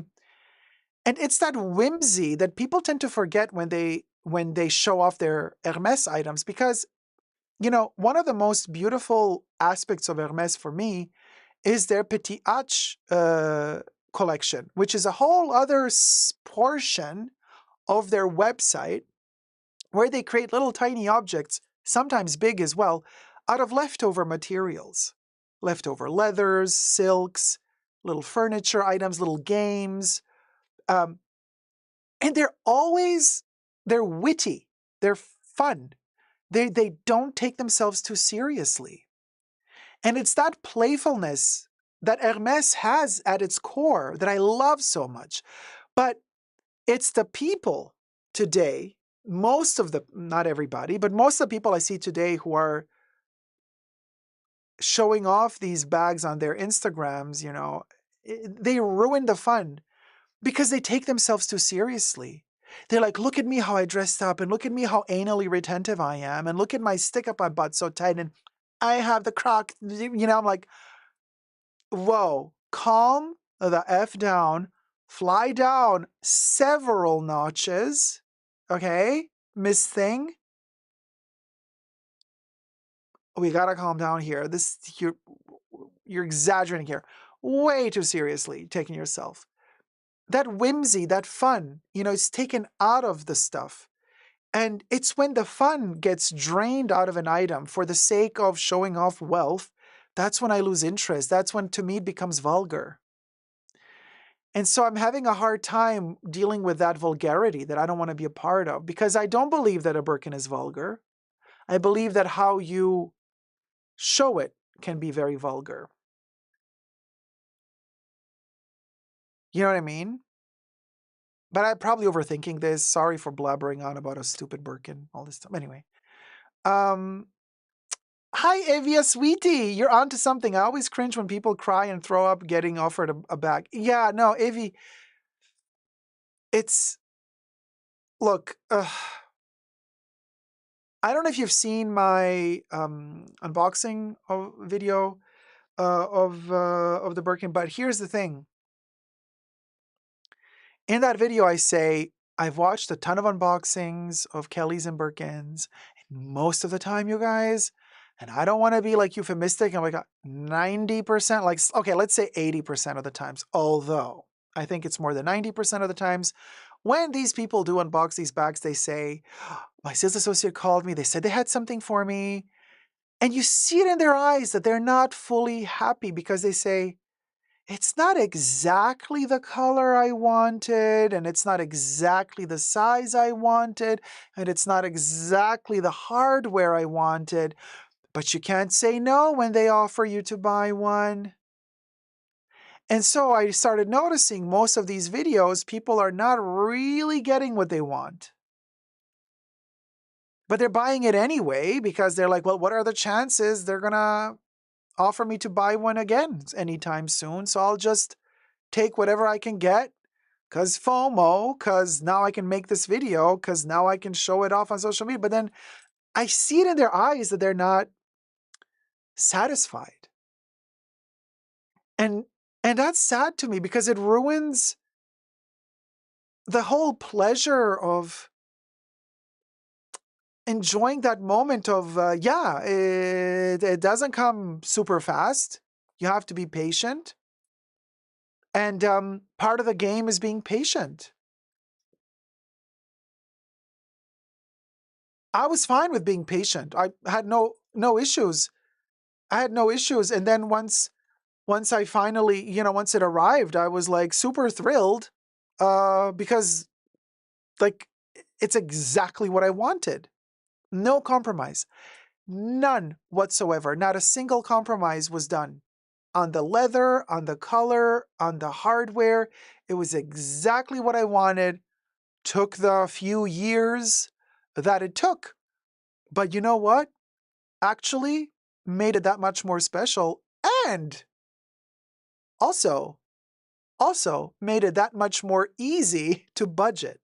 Because obviously, if you have that prospect, okay, well, yeah, I did my wish appointment, they took it down, they wrote down what I want, and they told me it's going to take a year or two. I'm like, okay, great. Now I can like plan ahead. Instead of just, if you are super wealthy and you got the money and you just jump in to the store and say, you have a Croc Birkin for $50,000? You do? Pink, blue, red, green. Yeah, let me choose. I want pink and blue. Okay, that's 100,000. Yeah, here you go. Swipe my black Centurion. Bye. eh. It becomes a commodity that is like very boring. I think people would look for something else if it were that easy to get them. I think people would start enjoying, I don't know, maybe people would start collecting all over again Fabergé eggs or some shit like that. I don't know. Oh, Sandra, thank you so much. Sandra_W donated $15. I love your live streams. Thank you, Sandra W. Thank you so much, sweetie. Let me add you to Bubbles' head, baby. Sandra W. This is navy. Here.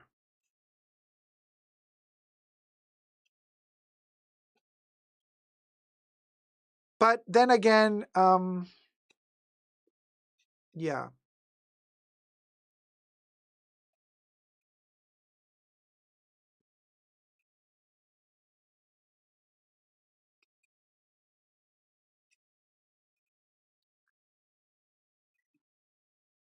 Sandra W. Here you are. Hello. So anyway, I digress, and now we're going to talk about Chanel because, oh, good morning, Zach. How's it going? So, 144 likes. Let's get to 200 likes. Let's move from, let me touch up my lips. Let's move from Birkins to Chanel's.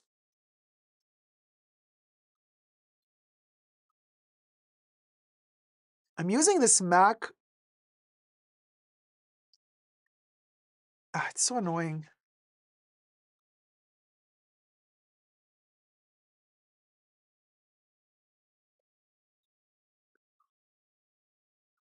Mac is doing me dirty today. Okay.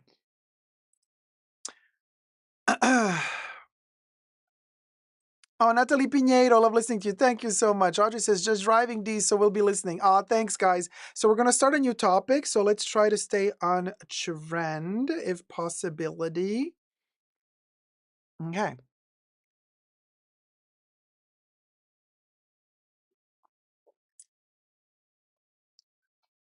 Ooh.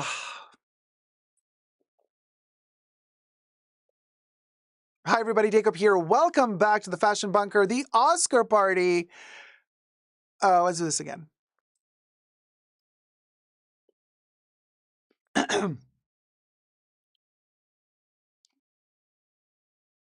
Chanel and the Oscar pre-party.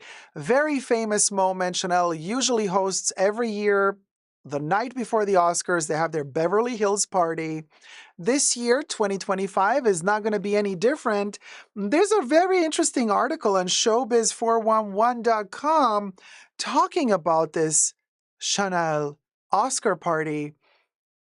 And there's quite a bit of controversy this year. Matter of fact, they say Chanel Oscar party going ahead despite the company laying off US employees, over 70 or around about 70 last month from higher positions.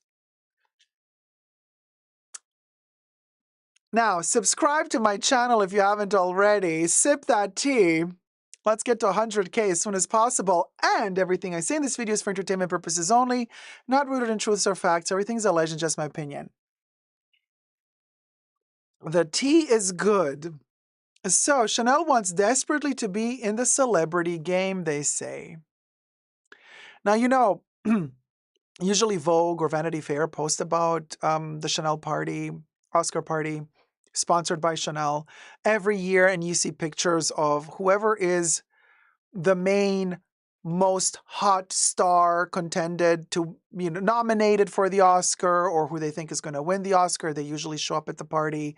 They're usually the guests of honor, together with the creative team of Chanel, which used to be Carl and, well, then Virginie Viard, currently nobody.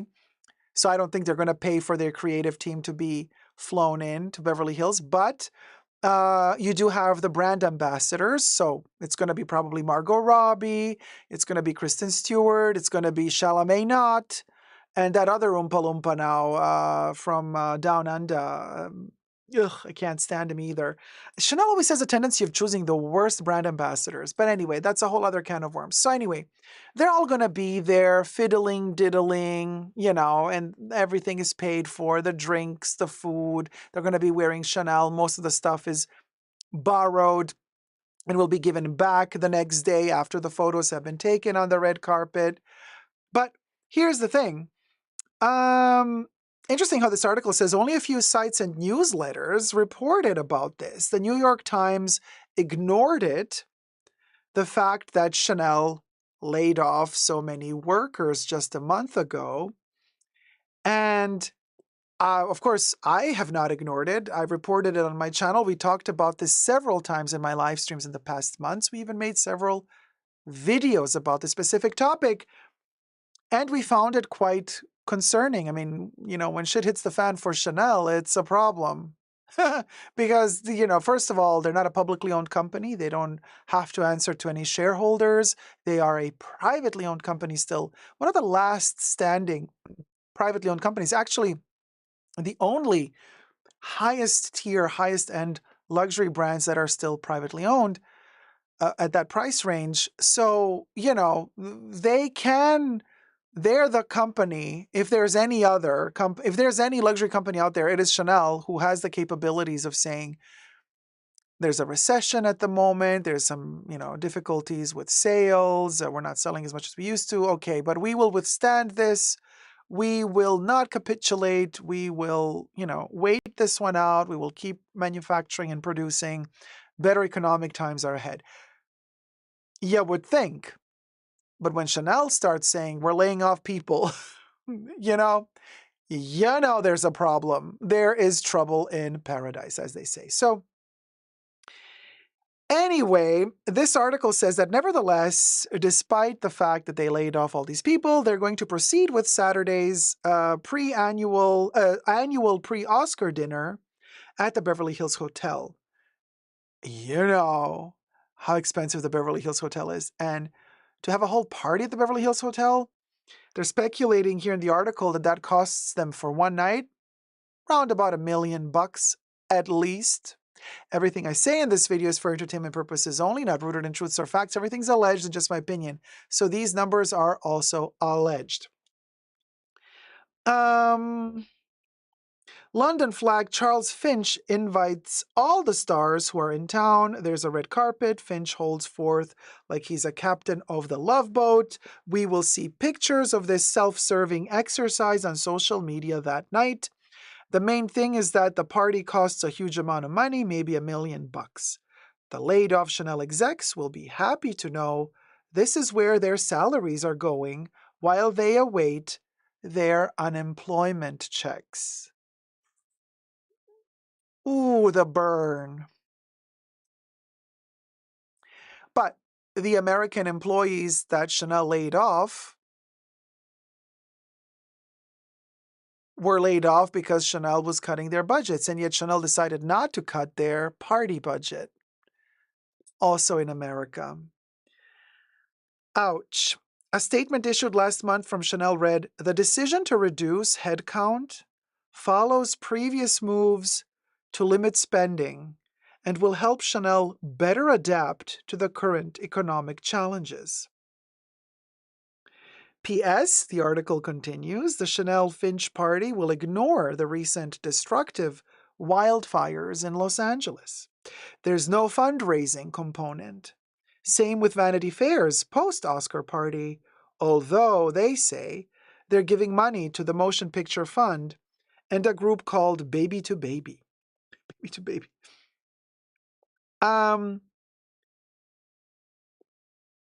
Yeah, this is embarrassing to say the least. I have my little, everything is shrinking at Chanel, okay? But not their party budget, even their bags. Check this one out. I got this one many years ago. This is the smallest 255 bag. It's actually a belt, but it's like a fanny bag. But if you know me, I wear this as my little party bag that I always have with me when I'm on the go. Thank you very much. And sometimes, if I'm in the mood to look like a Saint Bernard, saving fashion from its demise, you will also see me wearing it as a necklace like this around my neck. If I just get too tired of, waving it around, I'm just going to end up wearing it like this.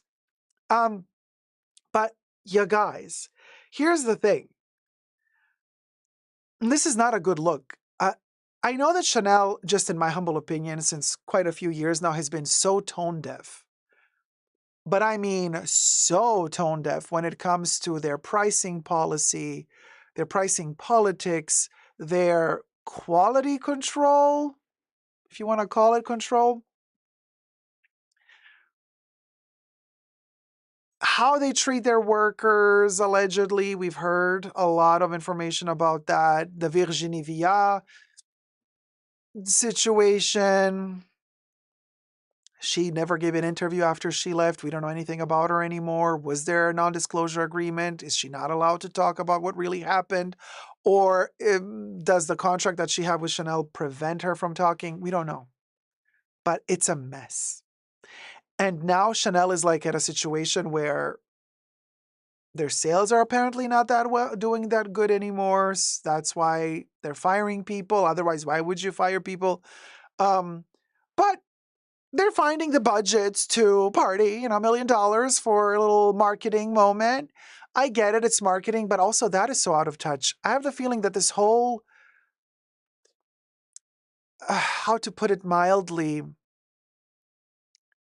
these star brand ambassadors, these like actors, singers being used, like famous people, celebrities being used to promote the brand, that is so obsolete.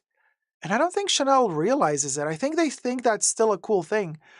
But to most young people today, it's so cringe to see these parties with these self-celebratory elitists, the elite coming together to celebrate itself for the sake of showing off to the world that they are a part of a closed elite and nobody can access them. Like, that doesn't make people dream anymore. That doesn't make people want to buy a part of that. It repels you, actually, more than making you dream of being a part of that system. Times have changed, Chanel. Times have changed. And I don't know if this is the best way to proceed in terms of your marketing strategies and budgeting, by, paying for the pre-Oscar party and having the star-studded evening of everybody wearing borrowed Chanel items to show to the world how untouchable they are and how unapproachable this Chanel world is to the rest of us mere peasants. The rest of us being those mere peasants that apparently stopped buying most of your stuff, hence why your sales are apparently, allegedly also dropping.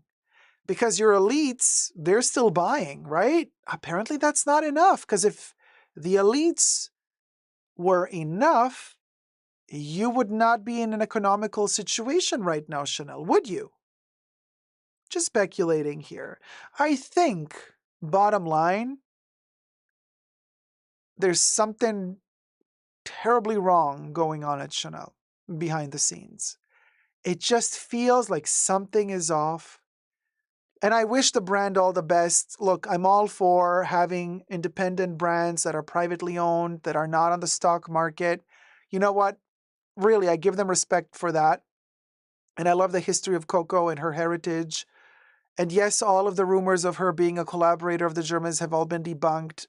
Go check out my video on the 5 books to read on Coco Chanel to find out everything that went down and all of the unearthed documents that were published, that were declassified in 2016, 5 years after Hal Vaughn's Sleeping with the Enemy book was first published. I know what I'm talking about.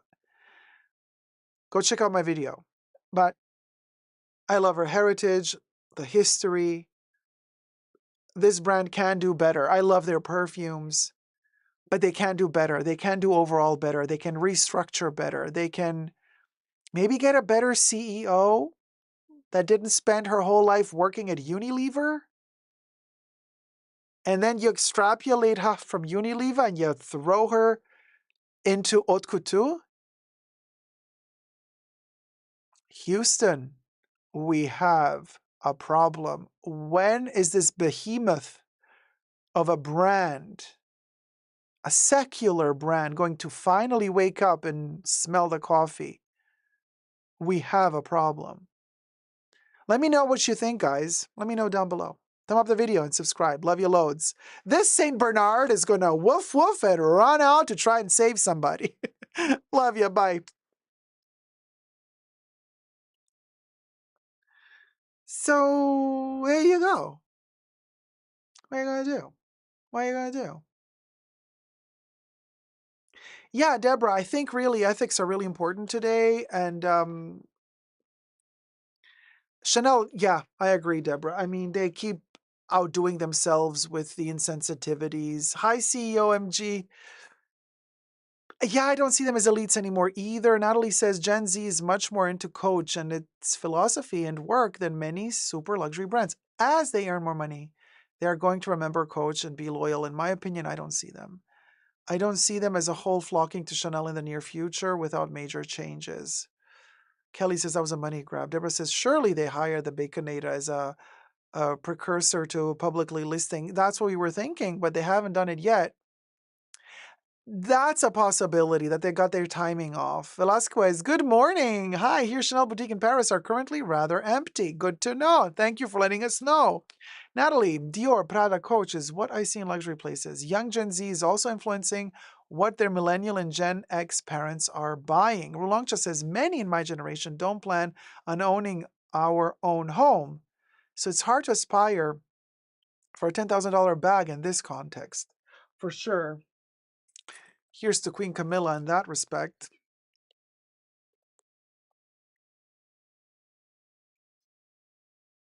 CO says, Coach was my first designer bag and I still have it. Kaz says, that's a good point. Rulongcha. Camilla.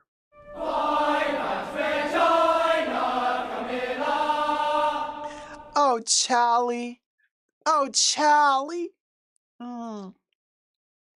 Oh, Charlie. Oh, Charlie, you're so spunky and funky.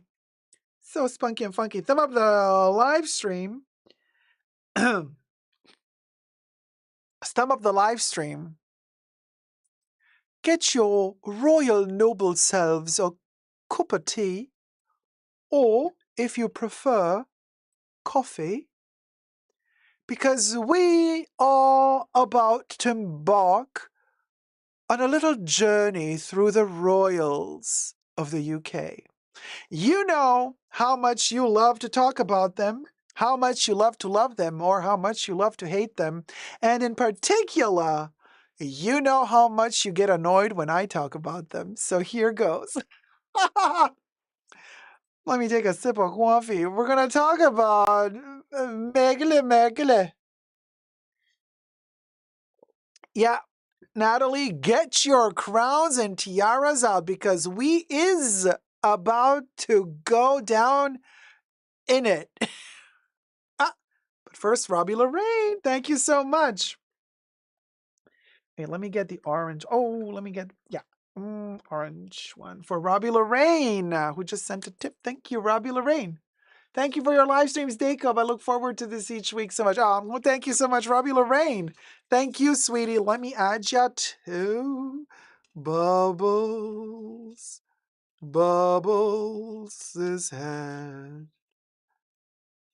Bubbles is head. Lorraine, baby.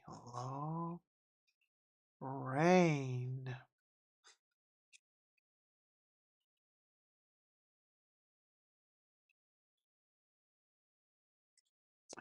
Robbie Lorraine, ladies and gentlemen, on Bubbles' head. Whoop whoop. Thank you so much, sweetie. Here we go, Royals. Robbie says, I'm baking cookies.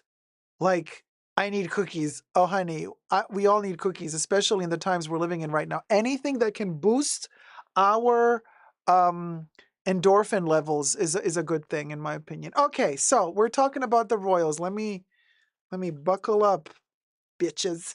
Okay. So we're back at it again, darlings. We're about to talk about the royals. Meghan Markle is at it again, darlings. Meghan Markle. Yes, the one and only. Swimming off the shores of Malibu or somewhere. I don't know where she is at the moment.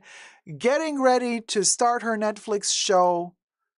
Cooking and baking in her garden. I don't know what she's going to do. And getting ready to launch her fashion brand and her lifestyle brand and any brand technically that she's allowed to launch at this point.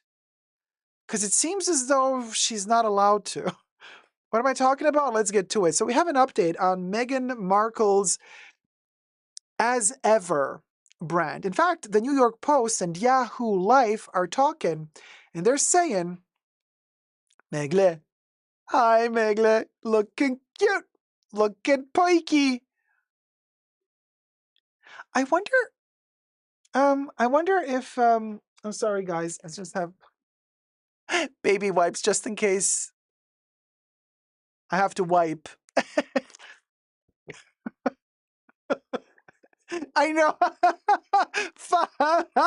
That was funny, right, Meg? The girl has a sense of humor. Anyway, we'll go. So here's the thing. The teeth are a little bit too perfect and too straight. Huh. Are they her teeth? Well, that's a whole other topic. But anyway, so here's why Meghan Markle's As Ever brand is banned from selling clothing. This is what I was telling you guys. So this woman, every time she tries to launch her brand, something comes in between. She tries to acquire a patent, they don't let her. She called herself something orchard something, and they said, you can't do it. It's too similar to something orchard somewhere in California. And it's like basically like you can't make champagne if you don't come from the region of Champagne. You can't call your cheese Parmigiano Reggiano if it doesn't come from the region of Parma. Something. And then apparently with As Ever, so they say Meghan Markle's new As Ever brand has effectively been banned from selling clothing because the name is too similar. Guess to what it's too similar to. I mean, you can't make this shit up, you guys. You can't make this shit up. And by the way, everything I say in this video is for entertainment purposes only, obviously, and not rooted in any truths or facts. Everything's alleged and just my opinion. Wishing my homie Megle all the luck in the world, though. Here's her As Ever brand, right? The logo, the font, and the insignia, which then another city claimed, a little village somewhere in Spain said, hold on a minute, this looks like our insignia. Check out my other video on the insignia issue. But this video is not about this issue. There's an extra issue now. They're not letting her use the As Ever brand to sell clothing because the brand has effectively been banned because the name is too similar to a Chinese fast fashion company of the same name. You cannot make this shit up. In documents obtained by the Post, the Duchess of Sussex legal team applied for permission at the U.S. Patent and Trademark Office to sell aprons and other items under the new name in October of 2022. But the suits alum 43 received a partial rejection in July of 2023, which stated that she could not sell clothing because the name of her brand was too similar to the Chinese company called As Ever. But they spell it all together. As Ever is based in Shenzhen, China, and supplies to popular clothing companies like H&M. You know who else produces their stuff in Shenzhen? Pop Mart. Labubus. The Labubus. Labubus are made in the Shenzhen Pop Mart factory, or a factory that produces for Pop Mart. And the Labubu is like, what's that? What, you got food for me? Meghan, you got food for me? What, can I eat it? Can I eat it? Can I eat it? Can I eat it though? Can I eat it though? Though. So these little creatures are made in the Shenzhen factory. And the Chinese factory of clothing says, Meghan, no, we're not going to let you do this. So then her legal team, or her team that works for her, that is trying to combat this, try to change the situation a little bit. It says the marks are identical in sound and virtually identical in appearance and are thus confusingly similar for the purposes of determining likelihood of confusion, the rejection document read. But last January, the former working royal, that's the official, that's how Yahoo Life and this article calls her, the former working royal amended her trademark application to remove all mentions of clothing. The revised forms were ultimately approved by the USPTO. The Duchess of Sussex's brand, as ever, is a lifestyle brand and will not be making clothing, a source previously told the Post. And while Markle is banned from selling clothing altogether, she must file for a different brand name if she wants to have clothes be part of her company's inventory. This is insane. So she keeps changing her name, right? It was used to be called Orchard something. And then they changed it to As Ever. The Orchard thing she wasn't allowed to use. As Ever, she's not allowed to use for clothing. The As Ever insignia with the two hummingbirds and the tree, Spain doesn't want to let her use that. The village in Spain doesn't want to let her do that. So she has to keep changing everything. Like, this poor woman doesn't get a break. Okay, people? Can we please give this poor woman a break? Like, I don't understand. Why can't somebody help this millionaire? Can somebody help this multimillionaire to be more successful? What's wrong with you people? Wake up and help a millionaire. Seriously, I don't know. Maybe we should start a GoFundMe. Help her, get into the billion sphere. If we all pitch in, well, at least help her out with her legal fees. I mean, she keeps changing her brand name and keeps paying to try to patent it. Poor millionaire and her spare husband. Yes, Audrey. Deborah says, who is her legal representation? She doesn't do the checks, period. So there you go. She's like Don Quixote fighting with mills, says Natadida. Well, fighting against windmills. But my question is, with whose money is she subsidizing that battle? Allegedly. Kelly says, just call it Meghan Markle's stuff. And that's what I was also saying. I thought to myself, just call it, it's like, hey, it's a me, Meghan. Every Nintendo. Literally, have a little fun. Have a little fun. Call it, it's a me, Meghan.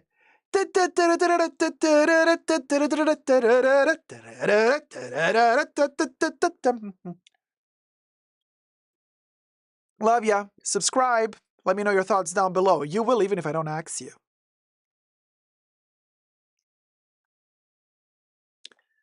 So yeah, that's just a little royal update. The name As Eva would not appeal to me. More like As If, says Robbie. Company working name FMR. Former working Royal Lee. Don't you know who I is, aka was, says Caroline. Ooh, you know that the people who are big fans of her are gonna come for me because I, can be because I'm being very rude, very rude. No, I'm not. I'm just being a comedian.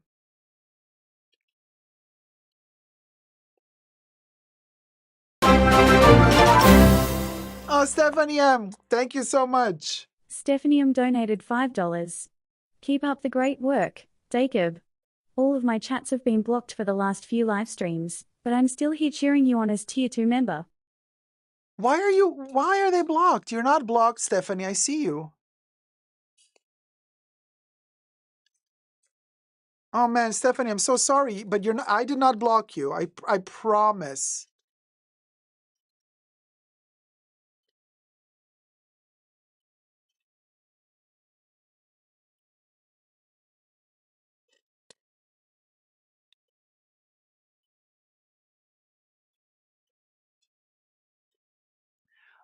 Promises. Promises made, promises made. Stephanie M., there you go.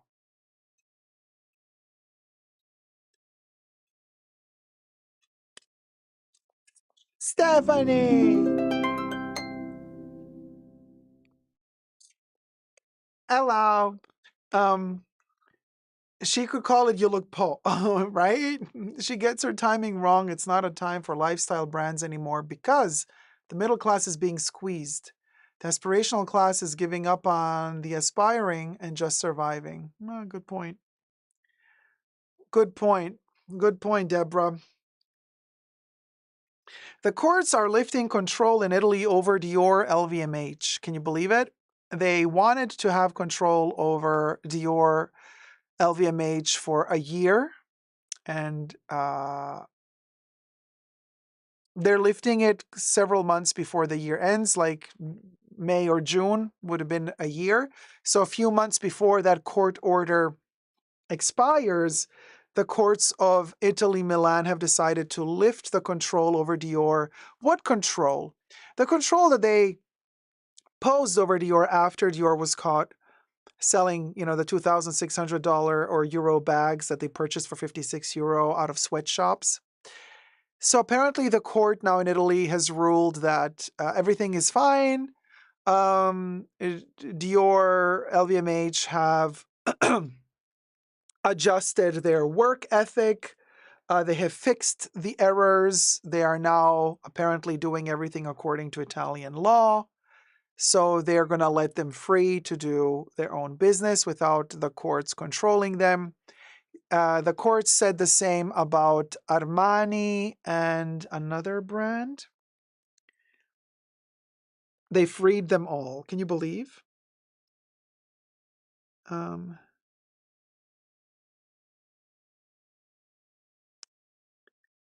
What was the other brand? I don't know. Oh, here it is. So they did it to, or I don't know. Oh, here it is. Alviero Martini. So they released Alviero Martini and then also the Armani unit because everybody's now allegedly following the rules. Are they though? I don't know. Sylvia says, did you change your camera or something? Your production is always top notch, but today it's giving cinematic. Thank you, Sylvia. I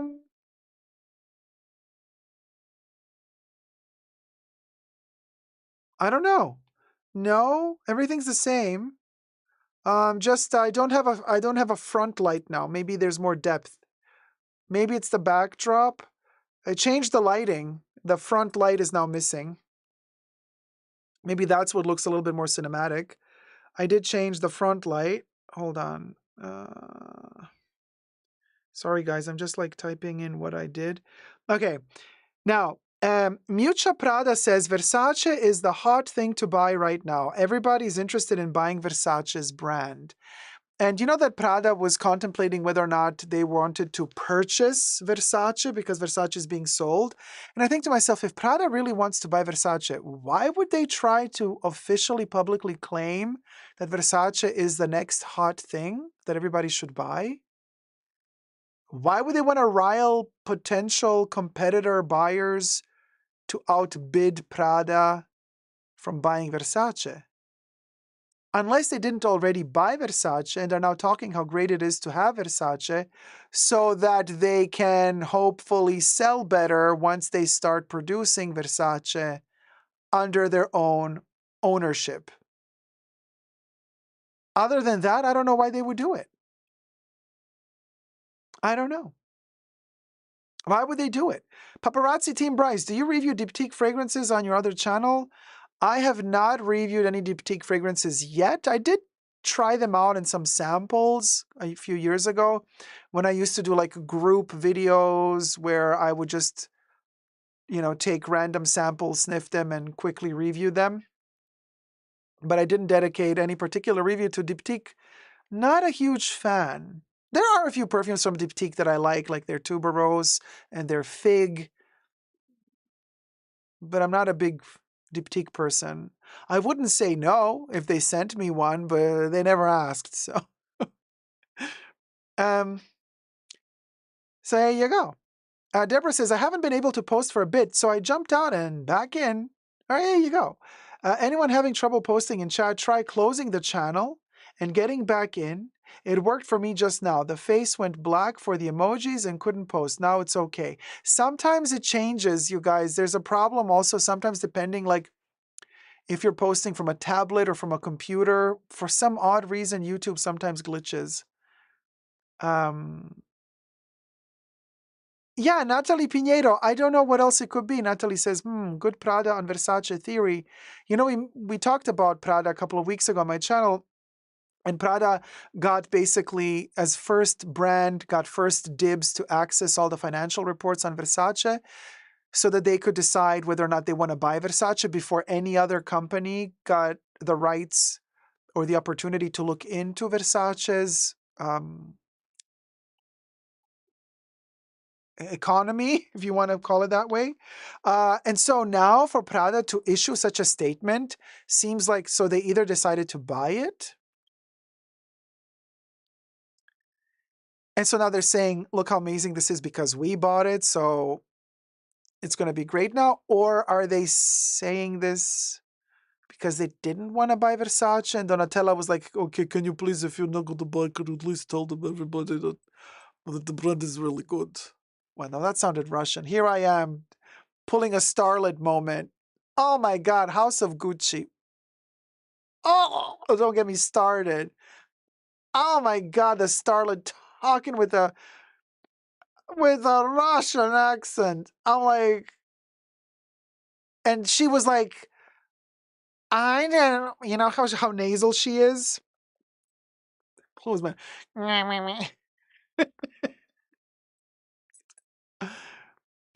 I didn't want to have a coach because I have Italian roots, so I know what the Italian pronunciation.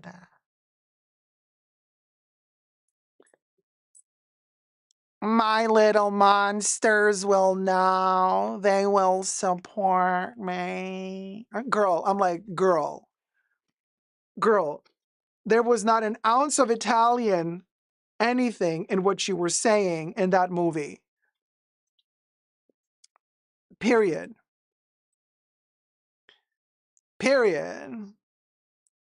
Yeah, no, we're not gonna go there.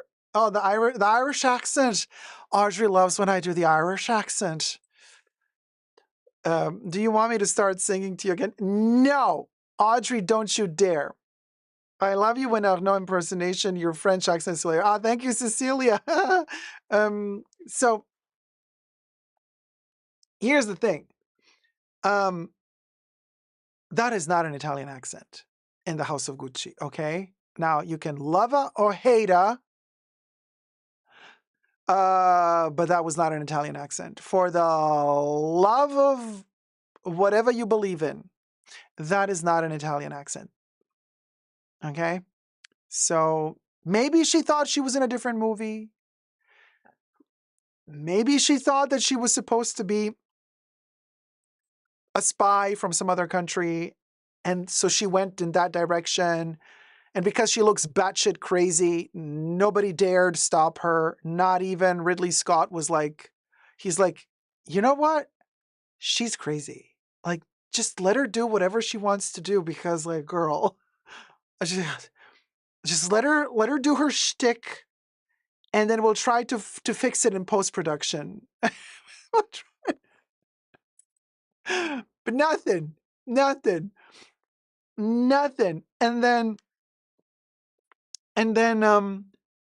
And you know, and I don't understand why people are so scared. They're so scared. And then the Joker movie epically fails.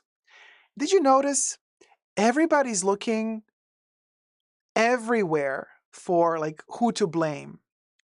They're pointing fingers at everybody except her. Not one single person dared blame her for the flop of the Joker Folie à Deux. And I'm thinking to myself, there's a pattern here, you guys. Like, she's not good. Call a spade a spade. Quit hiring her for these expensive movies that then implode and nobody knows, like, what, who? I don't know. But come on. Allegedly, of course. But I'm like, there's a pattern here.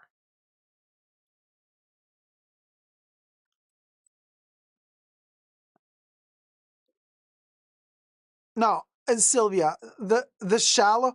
Okay, if I hear that song one more time, I like my nipples are gonna melt from like they're gonna barf. I can't. I can't.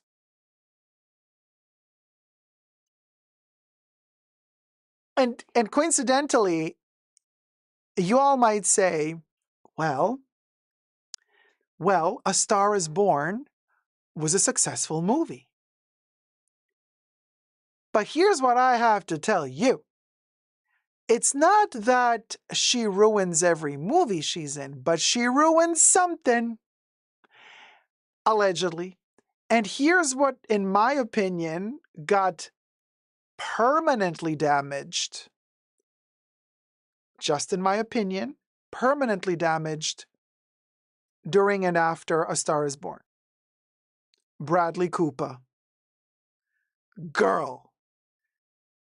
Bradley Cooper, pre A Star Is Born, and Bradley Cooper during and post A Star Is Born, two different people. Two different people. He was ravaged, destroyed. I mean, like, first of all, the plastic surgery, I don't know, like, allegedly, I'm like, it was painful to, I mean, it still is. It's painful to see the man.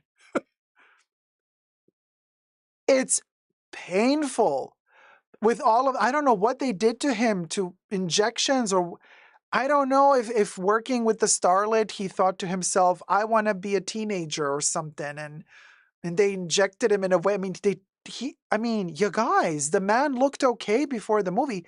After the movie, he looked like he aged 50 years. Sometimes, allegedly everything, these plastic surgeries and stuff, sometimes they don't make you look younger. Sometimes they're counterproductive. You do them and you end up looking 20 years older than you did before you did the surgeries. I'm like, you guys.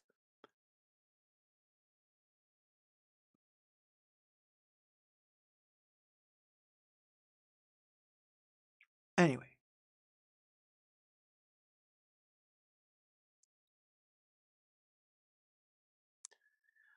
So we'll go. Let's go back to the Versace. Speaking of surgeries, let's go to the Donatella Versace show. I am, so we were talking about Prada buying Versace or not buying Versace, but people are saying maybe Donatella is going to be kicked out of her own brand. So this latest collection that just hit the runways might be her last. We don't know. But we love you, Donatella. Donatella has always been cool, and Donatella always will be cool, no matter what a mess she might be. Let's watch the show. It's taken from the Versace YouTube channel, so it falls under fair use. The music has been changed to copyright-free music. Andiamo a vedere cosa ha fatto Donatella. Eh? Che mi dite, ragazzi? Andiamo! Molto nasale, nasale. Si parla col naso qui, perché è Donatella, hai capito? Ma certo! No, perché no, because no, perché lei ha anche una voce un po' più bassa. Quindi Donatella Versace. Andiamo a vedere cosa ha fatto Donatella. Okay, let's do this.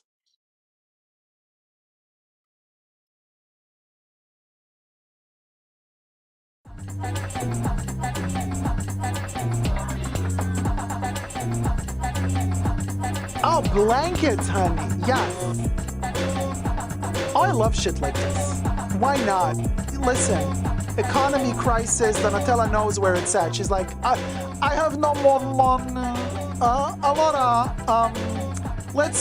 just take your duvets, the Versace duvets, and turn them into outfits. This is very much recession. This is recession fashion. Take your bed sheets, turn them into couture. Love it.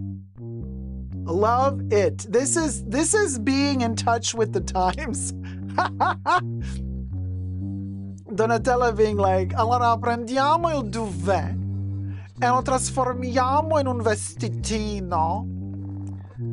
Una cosuccia da niente.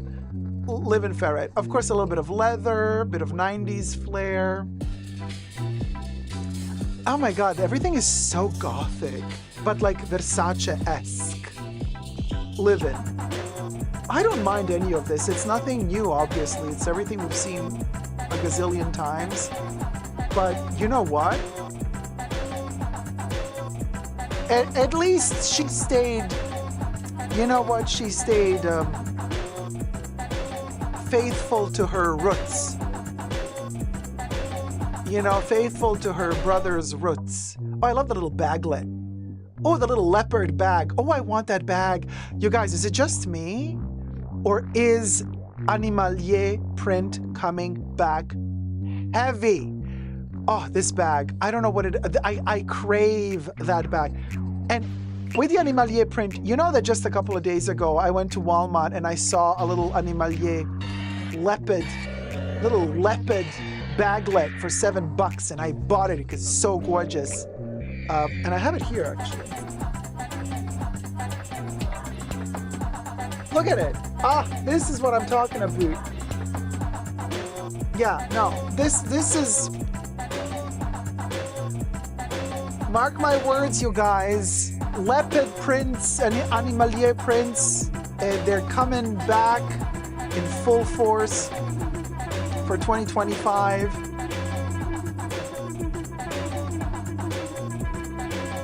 I'm not a big fan of those bedazzled shoelets. But, yeah, this is giving me 90s vibe. Oh, look at that bag. Well, it's gonna be expensive with all the studs. The studded pieces, very Johnny as well. Second half of the 90s. Oh, what? You're wobbly. You're wobbly. Oh, look at that little negligee. The camera work is a little bit cheapish. But they had no budget for proper camera. It feels like they squirted some smoke into this place. I love the fogginess. How are you walking, girl? Girl, calm down. What, did Donatella give you a bump before you went on that runway? What the hell? Who hired her? Yeah, I kind of like this, you guys. It's bad in a good way. I don't know. It's sad. It's old. It's dusty. It's stuff we've seen 1,000 times, but it's kind of very telling of the times of the fashion world we're living in. Like, there is no innovation in fashion. There's no creativity left. We're rehashing stuff we've seen a gazillion times already, and why not? Hiding the print on the insides of the coats. I'm here for it. You know. Okay, you gotta be a skinny legend for this thing. Very Madonna music, isn't it? Very early 2000s Madonna doing her little music shtick. Oh, this little shirt look cute. Oh, look at this. Oh, we're getting experimental. Way to go, Donatella. This is a nice color. Look at that leather. I mean, you guys, this is not bad, all things considered. I like these triangular color blocking moments on the garments. It's kind of fresh and new. Still very Versace in a way, but different. That's what I'm looking for when I'm looking for, like, moving forward the conversation within Versace. Like, you see this thing, these little blue color block. Yeah, it's a little bit Gaultier, but it's also quite Versace. Oh, that bag though. It's quite Versace as well, but new. That's an interesting element. This what I'm talking about. These little triangular shape. I wonder who came up with this idea, if this was Donatella or somebody in her design team. Because that is a very interesting design element addition. Look at this. Yeah, this it's giving me Versace without it being something I've seen 1,000 times at Versace. So there you go. Shoulder pads, always interesting. Okay, I'm sick and tired of these shirts. Really, like the drug dealer Miami core shirts. We're done with that. Everybody has one. Everybody wears one, honey. Oh yeah, no, they are pumping smoke onto the runway. Did you see all that fog smoke? Look, they're pumping all that smoke on the runway. Very interesting. I'm loving the smoke. I'm loving this kind of coming out of the mist, like from the ooh, that costume jewelry with those medusas, honey.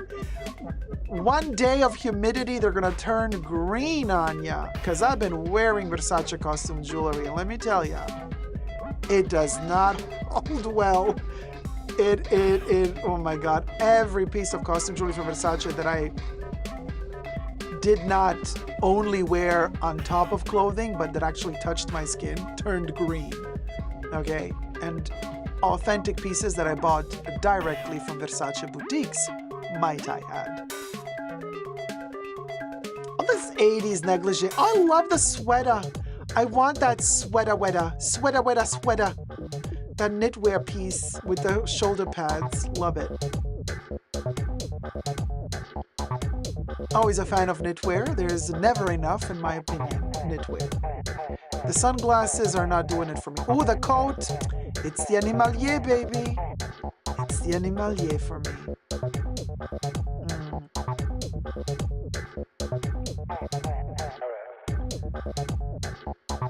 Oh, these are warm little leggings for the ladies in winter.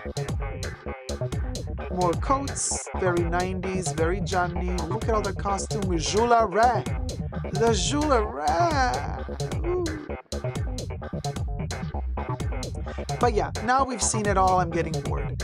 It's like, okay, oh, the skirt.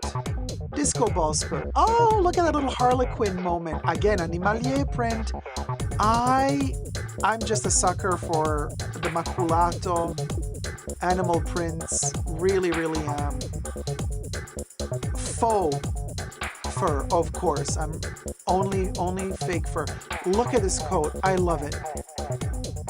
I love it. It's the print for me. It's the animal print.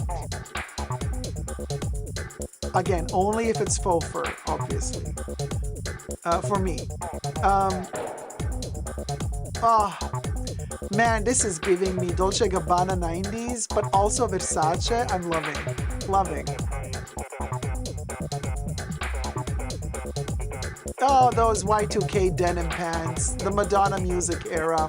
Although she was wearing Dolce & Gabbana for that photo shoot, doesn't matter.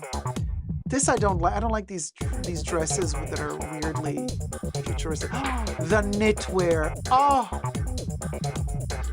I love that sweater. The patchworky sweater. That bag, that is so not Versace, but I like it anyway. Okay, so now we're going into that little metal chain vibes that Gianni was known for. So we have those as well in the collection. Does this feel like a good buy? Does this feel like she's giving us a little bit of everything throughout the history of Versace? Is she giving us a little bit of a, look guys, here's a little, you know, homage, retrospective to everything we've done in the past, hence why the fog, the mystique, like a memory fading. Is this what she's trying to do? Oh, this is classic Versace with the rounded shoulders. This was actually the last collection he did that he was working on before he passed away, and Cher wore one of the pieces at the show. Oh, Kate Moss's Dada. Still not a good model in my opinion. I'm sorry, Katie. I love you, Katie, but you gotta know when to say no to the Nepo.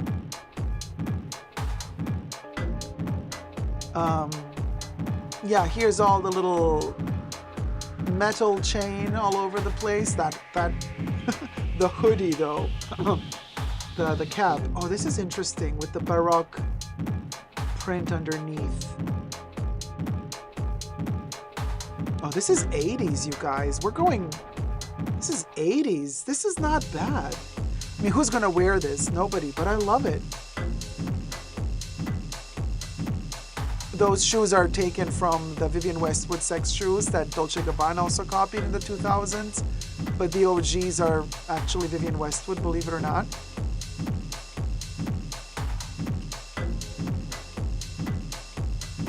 Donatella, dove sei? Vieni, amo, esci. Oh no, it's gonna have a final view of the whole thing before Donatella comes out. Loving the bed sheets, the duvets, the blankets turned into couture gowns. Living. I want the jacket. I want that jacket to feel my fashion oats. Look at like that, nothing underneath, and you're just walking through the winter cold trying to get your coffee at Starbucks, feeling some type of way. With a little purselet. You know, little clutchlet, the little, you know, leopard clutchlet. Jenny Jung says, walking bed bugs. Yeah, you sleep in it, you do the ditty in it, you collect the bed bugs in it. They live with you, honey. You, your bed bugs, and you. I mean, these are the next 4 years at least of our lives. So get ready, Ferret. Caroline says, so much is very wearable. Yeah. It is, isn't it? Can't wait to find it all at the Versace outlet 2 years from now. If there is a world 2 years from now. But yeah, loving the knitwear. Mostly the knitwear and that patchworky knitwear and the duvet jacket and also the shoulder pads, loving those. Love the bags, the animal prints, the animal print coats. Yeah, that's my favorite pieces. The little baglet, the duvets, and the animal prints. And the things I like the least are these little glitter moments and the shoes. I'm not a fan. I'm not a fan of those. Oh, and the denim. Hating the Versace denim this year. No, the denim is ugly. And I'm not like against denim per se. I just don't like this denim when it looks like very washed out and yellowy. It looks dirty. Yeah, that's the thing. I don't like when it looks dirty. Who's the munchkin at the end? His hips are like 10 times the size of his head. What a bizarre... Is that a Nepo baby? Was that an Nepo baby at the end? He looks very lost. Yeah, who was he? Ah! Ok. Ah! Donatella. Eh sì, ciao. Con la nuova faccia, con il nuovo naso, le nuove labbra. No, Donatella is always amazing. I mean, isn't she a pip with her new face? Gotta love her. Gotta love Donatella. So there you go. Hi, I'm blessed, refreshed, just like Donatella's look. I mean, this was fun.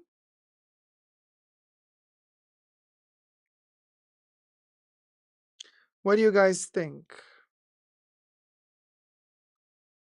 So anyway, next up, tell me what bag you wear and I will tell you what level you are on the social scale. Levels of luxury bags, who can afford what, and who is who on the luxury bag scale. Cha.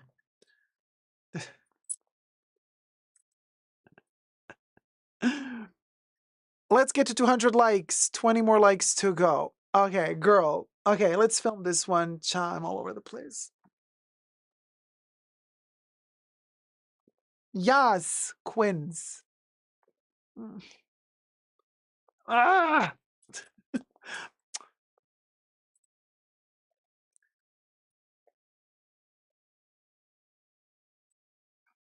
Period. Okay. It's like, okay. Okay. Okay. Oh, we're already filming. Okay. So tell me what bag you're wearing and I'm going to tell you who you are, where you're coming from. What's your social status? Yes, because bags, honey. Bags. Bags tell us what we are. Do they really, though? Where we come from? Where we're heading to? What doors the bags will open for us? Well, according to this particular map that I just found, that it's been circulating through many articles online, there is a very clearly structured pyramid. Do we agree with this pyramid or not is what we're going to find out together in this video. So I want you to subscribe to my channel if you haven't already. Thank you so much. Let's get to 100K ASAP. Yes. Thumb up the video, and everything I say in this video is for entertainment purposes only, not rooted in truths or facts. Everything's alleged and just my opinion. Cue in the infamous list or pyramid. And since I've seen this in many different articles, I have no clue who made this. So shout out to your family, okay? If you made this, credits to you. Kudos, I don't know. Let's get through this together. All right. We're going to start from the filthy rich and we're going to go down to the student. I guess nobody wanted to add to this list like poverty. I would add poverty as well. Are the poor not allowed to have a bag? What gives? Such an elitist list, right? Let's figure it out. And Deborah is also asking, is there no space for a hookah? Yeah, Deborah, I guess you're right. We need also a space for a hookah. The hoes also need bags. Thank you. Now, well, hoes and hookahs, two different things, obviously. Levels of luxury bags, they say. I guess they think that luxury, whoever made this list thinks that luxury cannot go together with poverty. But as Coco Chanel always used to say, the opposite of luxury is not poverty. The opposite of luxury is vulgarity. Now, what do we think about Hermes being at the top of this pyramid for the filthy rich? Do we agree? Do we agree? I don't know. No. Denmark in the chats, by the way, I'm filming this video in front of a live virtual audience. I live stream several times a week on my main Super Dacob channel, so go follow me on my channel to partake in the live chats. Robbie Lorraine also says no. So I also don't agree with this. I think, here's what I think about Hermes. If you put the Birkin, and of course the Himalayan Birkin, they put that as an example, one of the ugliest, in my humble opinion, Birkins out there. This color combo, it's like dried up, like bird or dog shit on the floor that's been in the sun. It's been toasting in the sun for a while. And then the center of it starts turning white, and then the edges are like still brownish. I can't. But anyway, another one of those cliches that represent, like a dream. Oh my God, the aspirational bag is this. Girl, no. It looks hideous to me. So anyway, filthy rich. The problem here is, to me, it's not a symbol of being filthy rich. I think the problem here is we're lost in translation. Somebody at a certain point for social media started signaling to the world that they have a lot of money, hence they're wearing a Birkin bag. And this is why I don't like that aspect of the Birkin bag. Mind you, yes, I lifted mine, but I don't see it. It's an expensive bag, don't get me wrong, but it's not a symbol of filthy rich. It's a symbol of working a lot within a certain industry. In my case, being the fashion industry.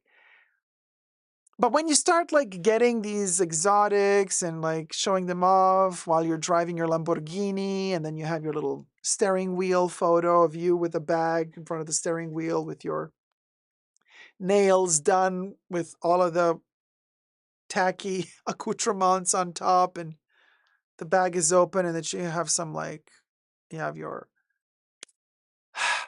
Justin Clou love bracelet on, the whole cliche. So it's a cliche of rich, but it's not filthy rich.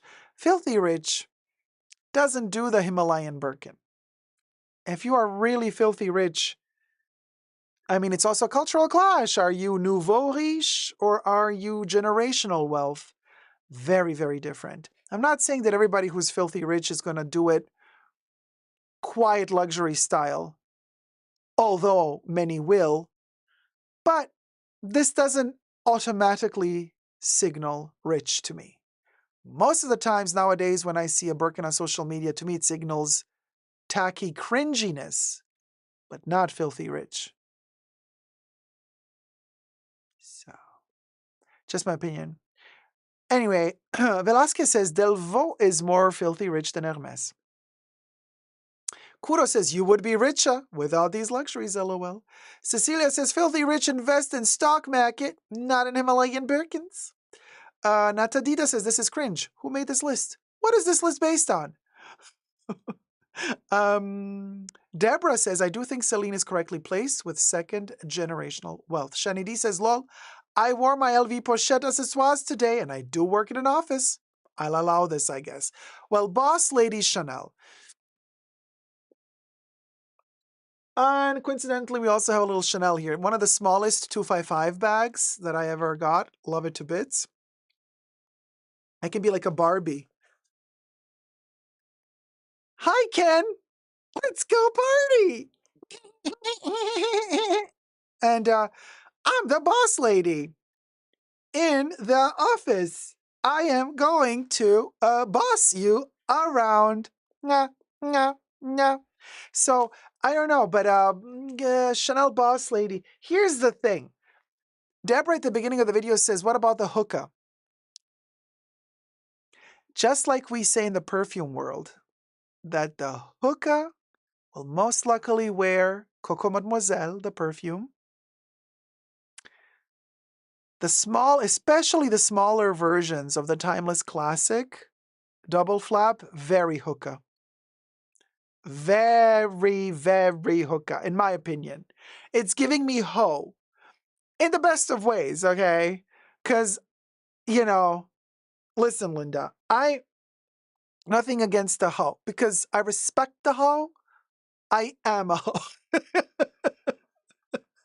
So, but Chanel, the Timeless Classic, at least with a double C turn lock, the 255, different story for the 255. Okay, but the one behind it there, I can't reach because I penetrated. Oh, I go in it. The one with the double C lock, very ho.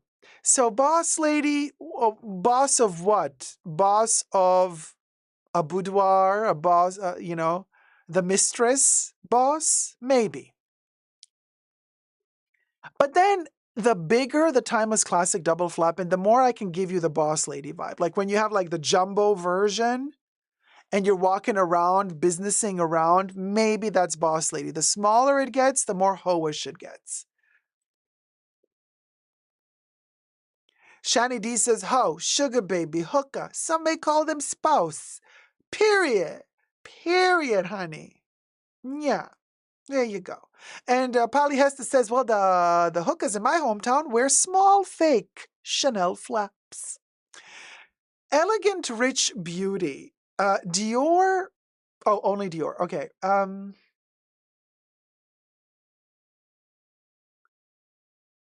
Okay, I have seen many people who are not beauties wearing and who are not elegant wearing Dior bags.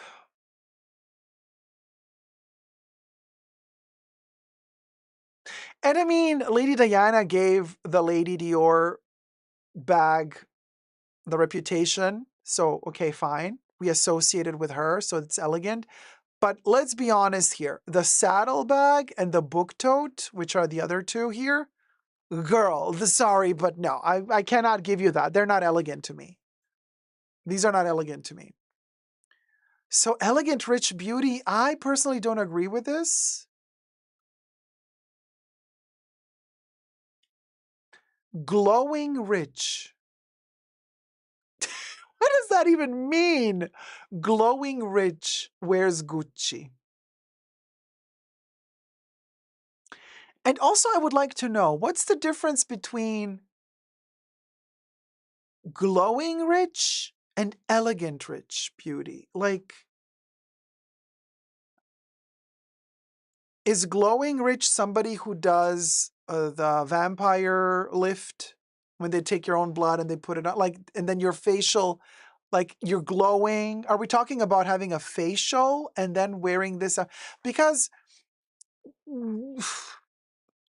Gucci doesn't give me glowing rich. Gucci gives me lower tier, entry level tier gold digger. This Gucci is more like gold digger, aspiring glowing rich. Yeah, I think we have to add aspiring glowing rich. Um,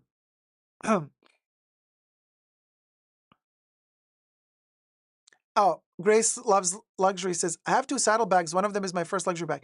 Don't get me wrong, you guys. I also have a saddlebag from Dior, vintage from the Galliano era. Still, I have it. I love it. I still don't consider it elegant. I don't own, it's fine. Bags, in my humble opinion, they're not only meant to be elegant, they can be many different things for the right occasion. Just letting you guys know. I'm not throwing shade at you if you have a saddlebag, because I have it as well. Um, but and I also have Gucci bags. So just saying. But it's giving me gold digger. At least the examples that they gave us here. Especially if you have the little disco bag from Gucci or the Marmont. It's very much, I'm going to the club and gonna look all cutesy, and maybe some guy, I'll meet a guy who has the money. I don't know. This to me is giving me party girl, trying to act classy to hook the guy with the money, to make a glow. There you go. Isla says, hey, Dacob, saddlebag is sporty, not elegant. Second gen rich for Celine.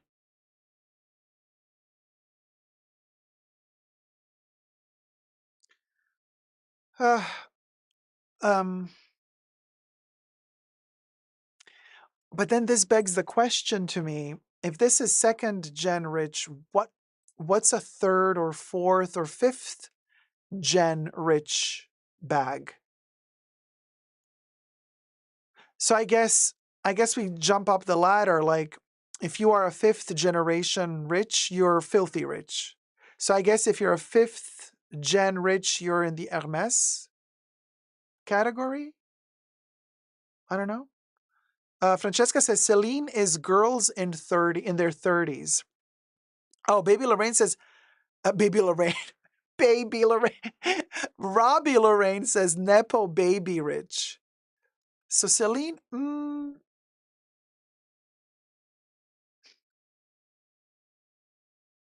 you see, to me, Louis Vuitton and Hermes are Nepo baby. Hermes is Nepo baby rich, and Louis Vuitton to me is Nepo baby without the rich. Bulgari single modern lady. No, I don't agree with this.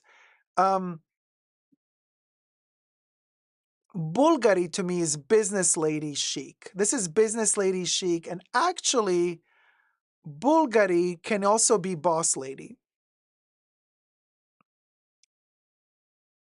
For me, Bulgari can go into the boss lady, but also Bulgari can also go into the hookah.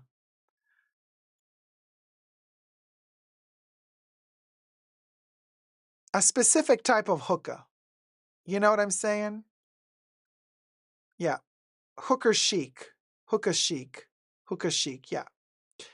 Supervisor for Delvaux. But single modern lady wearing Bulgari. Look, okay, here's the thing. Single, maybe. Why am I saying this? Because this is giving me Charlotte from Sex and the City.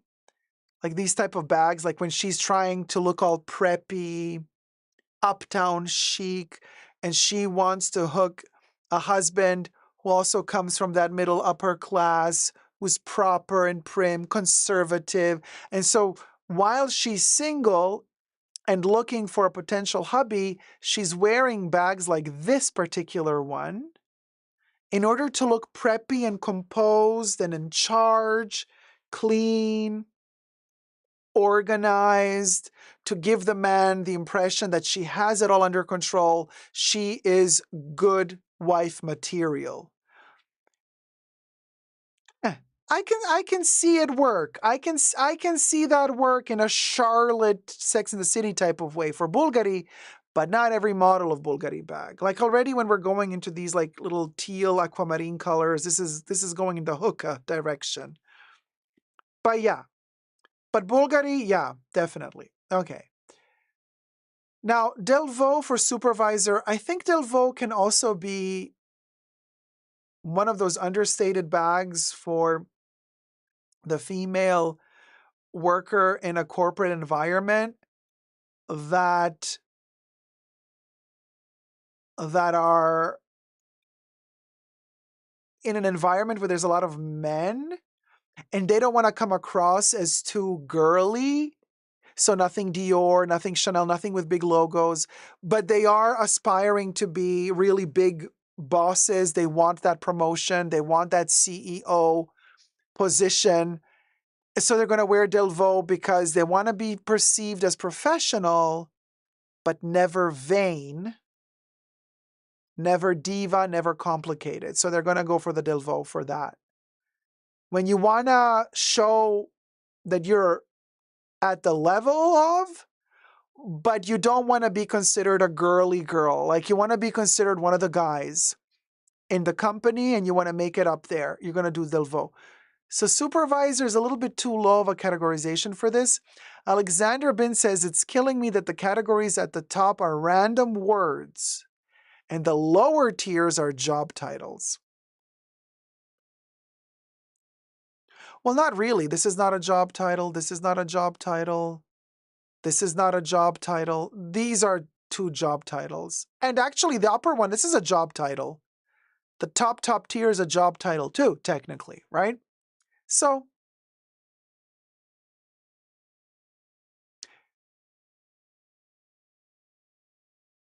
I mean, madam from a brothel madam. Which one of these would be brothel madam? You know what? I think like a exotic Hermes can give brothel madam if she's in a high position. But also a Dior bag, a certain type of Dior bag, not the book tote and not the saddle bag, but more into those kind of classical Dior bag that can give also brothel madam. Now, office worker for Louis Vuitton.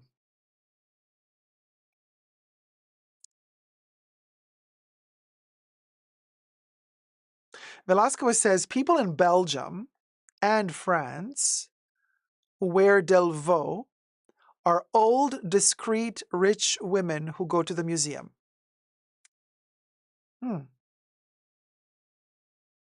Caroline says the Pozorus or whatever, Pozorus croc equals Madame.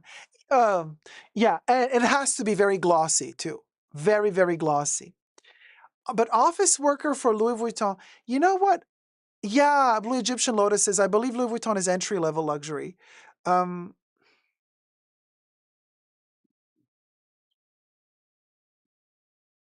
so it makes sense to you, Blue Egyptian? I don't know. For me, Louis Vuitton is more like, I want to say, again, I perceive Louis Vuitton as travel luxury and comfortable to use, easy light, especially the Speedy. You know, I love my Speedies. I have a few of them. Here's one I always have next to me, just in case I got to run. There's always a Speedy next to me. This is a Speedy 35.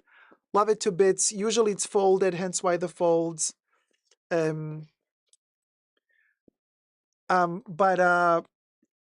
entry level, I don't know if I would call this entry level luxury. I would call this utilitarian. Very utilitarian luxury. It's very user friendly. Not all Louis Vuitton bags are user friendly. I'm talking about the classic Louis Vuitton bags from the 20s, from the 10s, from the 30s. Those shapes that have remained in production since, you know, this one is from the 20s, right? The Speedy design. And to kind of see this is for me very utilitarian, practical, travel friendly, super light luxury. So I don't see it as, I mean, yeah, it could be office worker, especially if you're using the Neverfull or some of the bucket bags, the Noe bags, which used to be made to carry around champagne bottles, but now they have different sizes of them. It's just that I see Louis Vuitton only under a certain category for me personally, and that is luxury travel items, utilitarian, right, Shani D? Yeah. It, I don't see it as, oh yeah, let me buy Louis Vuitton, the Capucine, their leather bags. Louis Vuitton to me is not leather, it's canvas. So them trying so desperately to place themselves in the Hermes and Chanel and Dior category by making their little Capucines or their leather baglets, I'm like, it's, no. If I want to buy a nice bougie leather bag, I'm not going to go to Louis Vuitton. I'm going to Louis Vuitton for my travel items, only and exclusively. And yes, also if I want some quick utilitarian office work, if I'm, schlepping a ton of paperwork and stuff, big old Speedy, big old Neverfull, and I'm good to go. That's all. I'm not going to buy crap like this. These little round little chapeau boxes that are, no, this is ridiculous. So, office worker, yes, but also traveling light and bougie. Bougie traveler, I would say today's day and age, bougie traveler, office worker, and Nepo student. Because students, a lot of students that have money, they also wear these types of bags to university, high school, Neverfull, especially the Noe. So I would say this is also kind of student with a good budget, office worker, and bougie traveler. Cecilia Brown says, totally agree with you. Blue Egyptian Lotus says, I love Longchamp for schlepping too. Oh, amazing. And I have quite a few of their Le Pliage bags that they've done with Jeremy Scott back in the day, the really big ones. Now, student MCM. Do I agree with this? Not really, because MCM has a bit of a hip hop vibe, music tendency, hype beast vibes. It can be more youthful. I can see some students wear this. Like students who are not really into this category yet, into the LV, they're going to do MCM because they're similar with their monogram canvases and plastic, canvases. But MCM is a weird one. I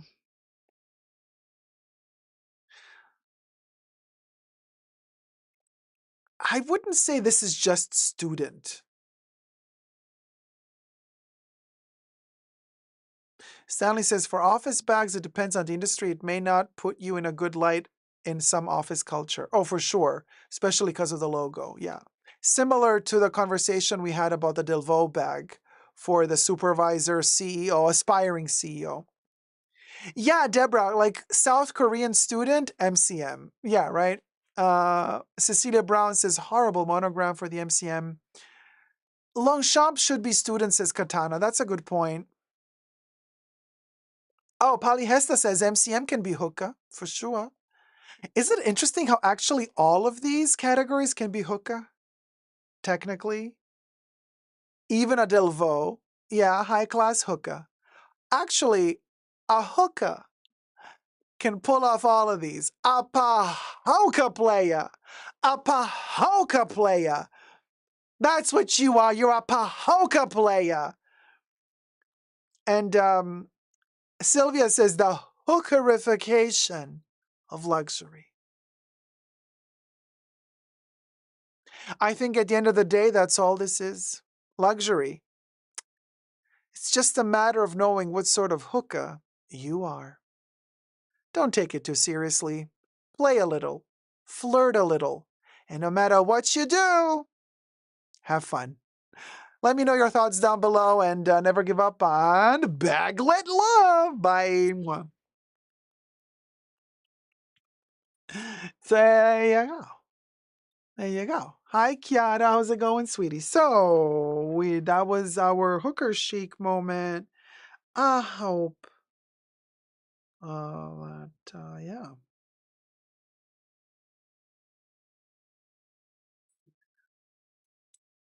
Don't forget to become a Tier 1 or Tier 2 member and join us in the after show.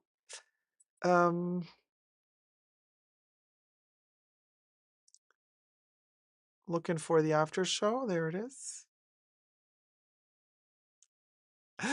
Welcome, everybody. Tier 1 members this weekend also get access to the after show, as well as Tier 2 members, Tier 1 patrons, as well as Tier 2 patrons. So, right after the end of this live stream, we're going to jump into the after show. Are you ready, everybody? Hi. Akolu says this list is iconic in all the best of wrong ways. I know, it's a travesty. It was a travesty. Velasquez says, I love Dries Van Noten bags. Dries Van Noten stopped working. The last Dries Van Noten bag I bought was 2018 or 17. 2018. 2018/19 when he did the Panton, Werner Panton tribute collection. I have one of those cotton bags with the curve print and the leather handle.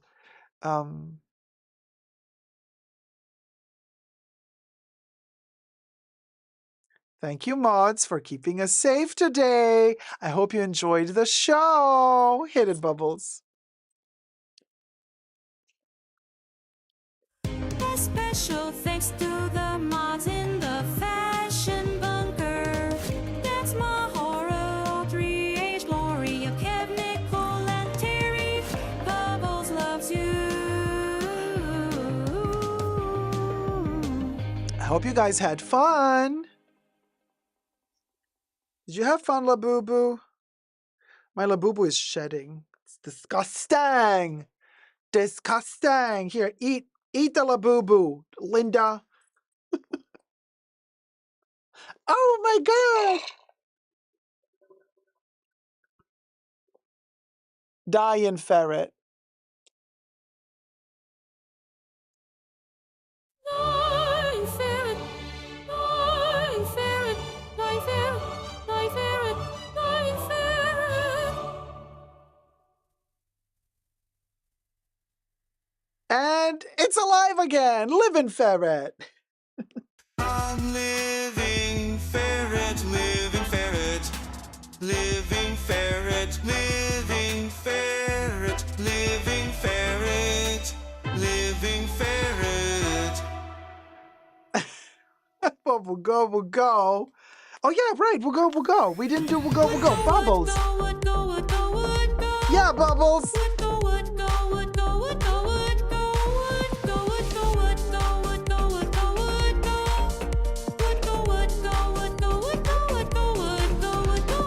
Yeah.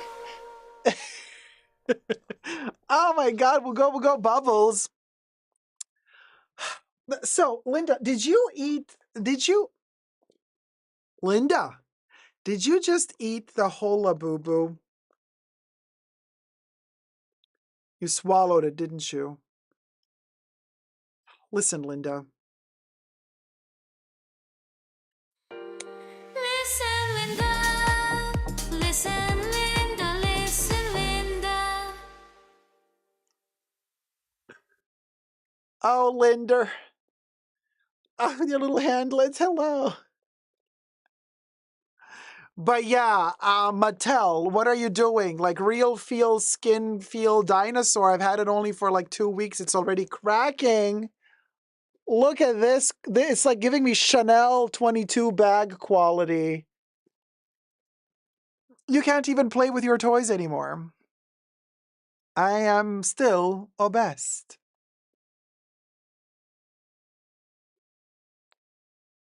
Bubbles is super slow today. I am obsessed. I am obsessed. I am obsessed. Oh, oh. And last but not least, I don't really understand why Baby Yoda keeps getting new stains.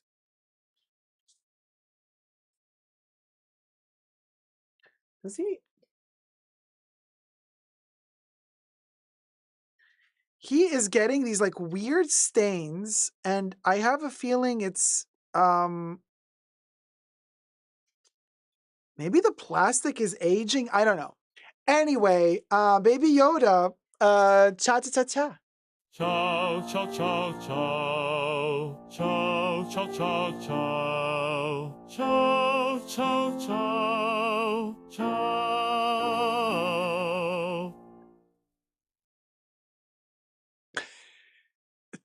And that was our show, ladies and gentlemen. I hope you had fun today, and I hope you're going to tune in to the next one midweek. And for everybody who's Tier 1 and Tier 2 members and Tier 1 and Tier 2 patrons, I shall see you in the after show. So as Wendy Williams would say, grab a snack and come right back to the Fashion Bunker. Give me a couple of minutes to freshen up, reset the studio, and we're going to dive into the after show where we get to talk about things a little bit more openly than we can here. Oh, good old 2025. Living for the censorship. The hookahs are going to meet up in the after show. Love you loads. Bye. Never give up on love.